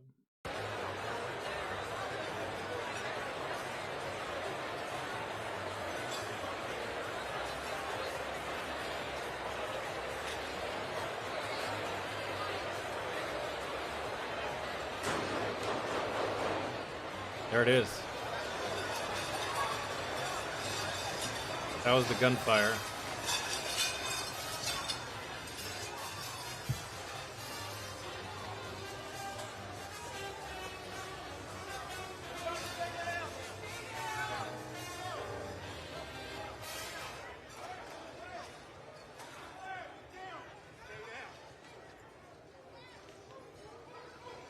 These dudes with the rifles came out of nowhere. I didn't even see them enter the frame. And there's one standing right in the fucking middle. They were so fast. They were so limber. And they just spawned in. Holy shit. They were very, they were on it for this. So, I didn't really seem like dude made it very far. I heard the gunshots, but man, even from my perspective with these headphones, that was like way back there towards the entrance. I don't know what this guy had. Maybe all he had was firearms. Maybe he had a lot of these fuckers like to make explosives, pipe bombs of some kind or something like that. Maybe a vest. But I don't know. He would have had to been packing something crazy to detonate from that far. Because you hear those gunshots? That was far away, man. Almost seems like this guy just shot at the building instead of like he was nowhere in here really whatsoever. But those guys were fast, man. That was very quick. Kind of a slow reaction, but look at this guy right here, how he just stood in front of Trump almost instantly. This Secret Service agent right here, he went and stood in front of Trump instantly, which is good, but if homie's rocking hollow points, the president still dies there. You should have got him up immediately. Really. You should have got him up and out immediately. Instantaneously, but that was somewhat fast enough, I guess. Because, dude, these people over here, I don't know who that is. I don't know who that is leaving over here on the right side. I don't know who that is. Watch. Watch right here. Watch this part of the screen. The second that person was gone, so should have Trump. That's it. Nobody should be leaving to safety before the president. And I'm not to say that the president is special. I'm just saying that the president should be the very first. It should happen so fast that no one else has time to react. Like, oh, what happened? Look back, boom, the Batman treatment. Trump is gone. Like, so, yeah, y'all needed to move faster, in my opinion. But still a good job nonetheless. This guy right here, acting as a shield. But again, wasn't anything too crazy. Not from what I was reading at first whenever it first popped.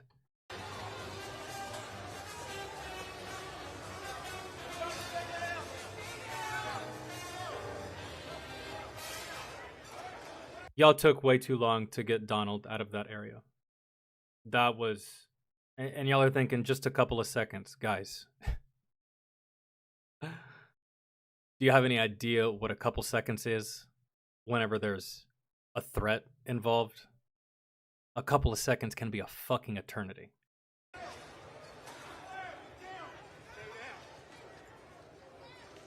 But these guys right here, this QRF, this QRF element, they work quick. And they really don't have a choice but to flag the crowd with their weapons because that's where the threat's coming from. They're professionals though. They're not accidentally gonna shoot anybody.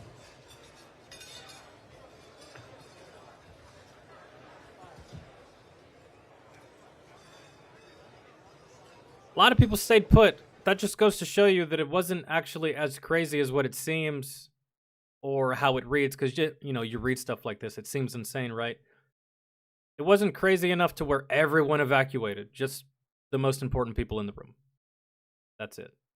But even if it's for something tiny, I'm telling you, bro, if it's something that Secret Service didn't account for and that they don't know about, the president's gone. Even if the threat shows up or not, even if it was a false threat, president, gone.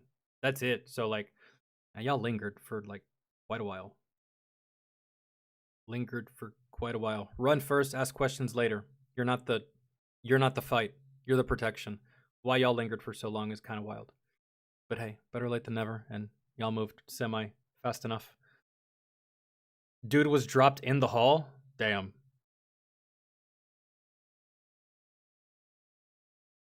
How did someone even get as close as they did? Well, I mean, because maybe to be in this room, you have to be somebody or a member of the press or somebody important or a politician or be invited. But I'm sure that maybe a civilian could have gotten into the outer parts of the building. Maybe not so much this auditorium or this space, but could have gotten into other parts of the building without need, right? But this happened inside the White House, correct?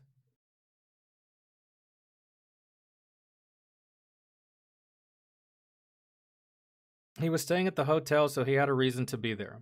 He rushed past the security.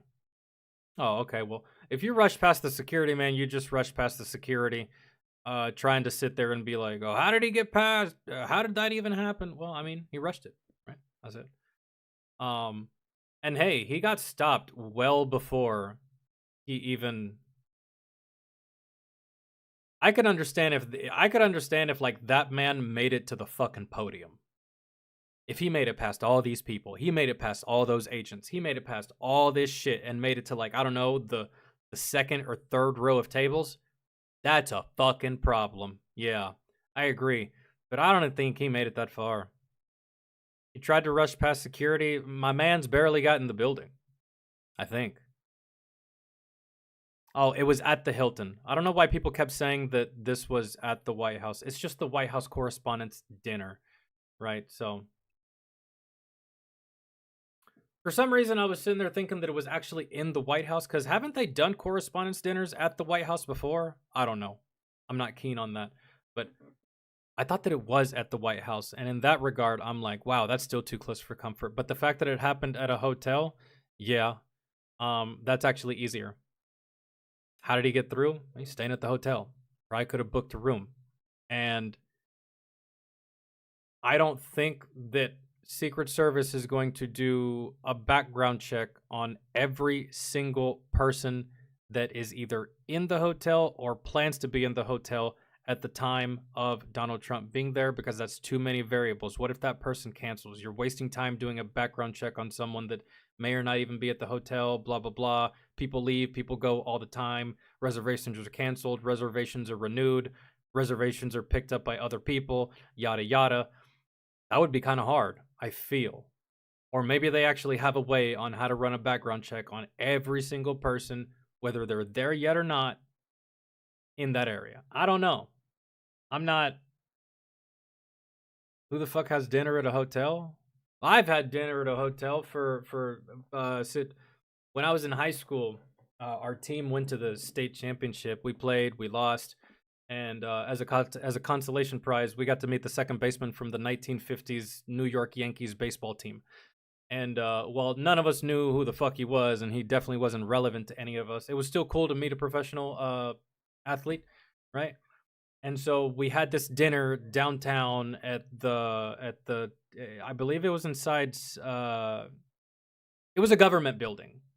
And it was this big area just like this, and there was a hotel next door, so we did the banquet and the ceremony at the government building, and then we walked across the street as a team with Bobby and with, you know, his people and with the baseball coaches, and we all had dinner inside of this big reception area that was in the hotel across the street. So for those purposes, yeah, makes sense. Who the hell would just go have dinner at a hotel just like, oh, it's Wednesday, I got nothing to do, might as well go see what's on the menu at the Hilton. Yeah, no one does that. I don't think anyway. But for these purposes, these people do, right? Because this is like a whole thing, so. And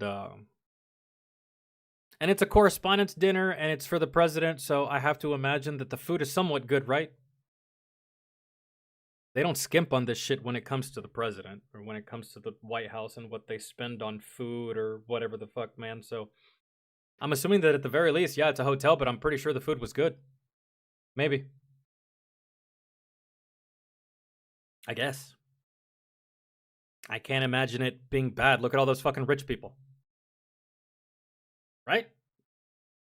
But then again, it's the Hilton, and they can only work with what they have.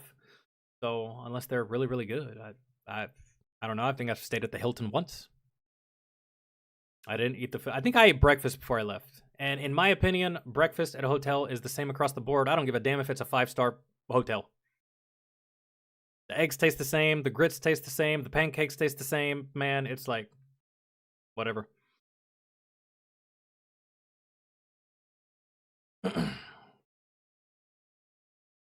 Because the White House doesn't have a ballroom? I feel like that's not true. I feel like the White House does have a ballroom. I think. Why would it not? It's one of those houses where, like, it wouldn't surprise me if it...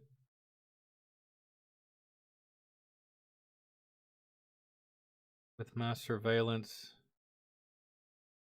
Of course, they can run checks on everybody at the hotel. The government wants mass surveillance. Trump doesn't want it, but a lot of people in government want it. I mean... Yeah. They can. I understand this, but I feel like it's harder at a hotel. And especially if it's a hotel that other people are also staying at, that the president just so happens to be there. Isn't that violating your privacy a little bit? Because what if you just so happen to be staying at the hotel, but you're not there for Donald Trump? You're not there for the correspondence dinner. Matter of fact, you planned this trip before these motherfuckers ever even decided where the venue was going to be. You just so happen to be there, and you're just like, oh, fuck, Trump's here, right? So wouldn't it be a violation of your privacy if they ran a background check on you without your permission or without you having requested one simply because you were in the vicinity of the... I don't know how that works. I don't know the legality of that either. I mean, yeah, they do run background checks. Like, I've heard of them, like, running background checks on, like, all of the employees of local businesses that surround the location of where the president's going to be. That's one thing, I guess, but I don't know.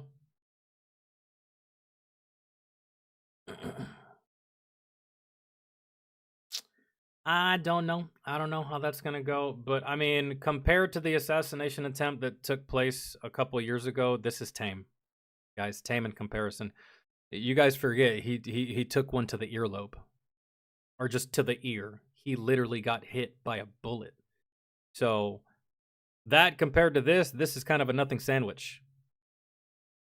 Maybe we should come up... I mean, maybe y'all should come up with better ways on how to secure these public places, but... It's hard. I get it. But one thing y'all can definitely do better is that in the case of a threat, y'all need to move that motherfucker a whole hell of a lot faster than what y'all did. That's just... Let's see what the comments section said. And the band played on. Yeah, not many people except for... My wife couldn't get in a football game with sunblock, yet some dude can bring an arsenal to a presidential dinner. I don't know, dude. I have no idea what... I don't know. I don't know how they could have stopped it. Because let's just say that I decided that I wanted to go to that hotel and the Secret Service does a background check on me and they see that I'm not a threat. They make the decision that I'm not a threat. What if once I get there and I'm inside that hotel, I change my mind? What happens then? They did their job. They did their due diligence. They did the thing. They checked. They double checked. They triple checked. Nothing came up. But what if once I'm already there, I decide to change my mind?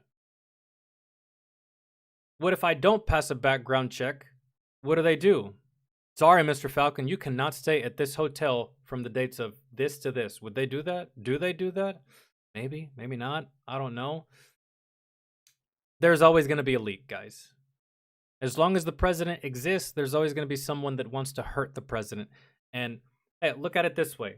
At least it happened and he didn't get hurt. That way we can patch the problem before anyone else tries it again. Because the fact that that happened, that means that there's a hole. There's a hole in the fence. And I'd rather know that there's a hole in the fence now and fix it than not even know about it and it's worse the next time. So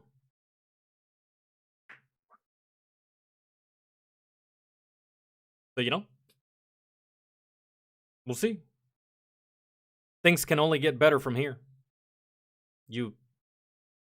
However he got past not being flagged by Secret Service as a possible threat to the president, they're going to fix it. They don't have a choice. Unless they want to experience the same thing twice, which they don't have a choice. Once they find the leak, once they find the hole in the security, they'll patch it. So, yeah.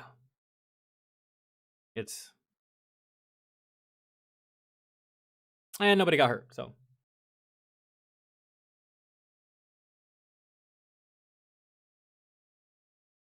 They wouldn't run background checks, but people would most likely go through checkpoints in the hotel.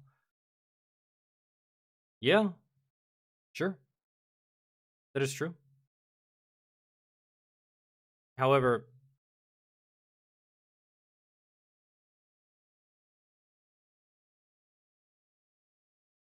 I don't know.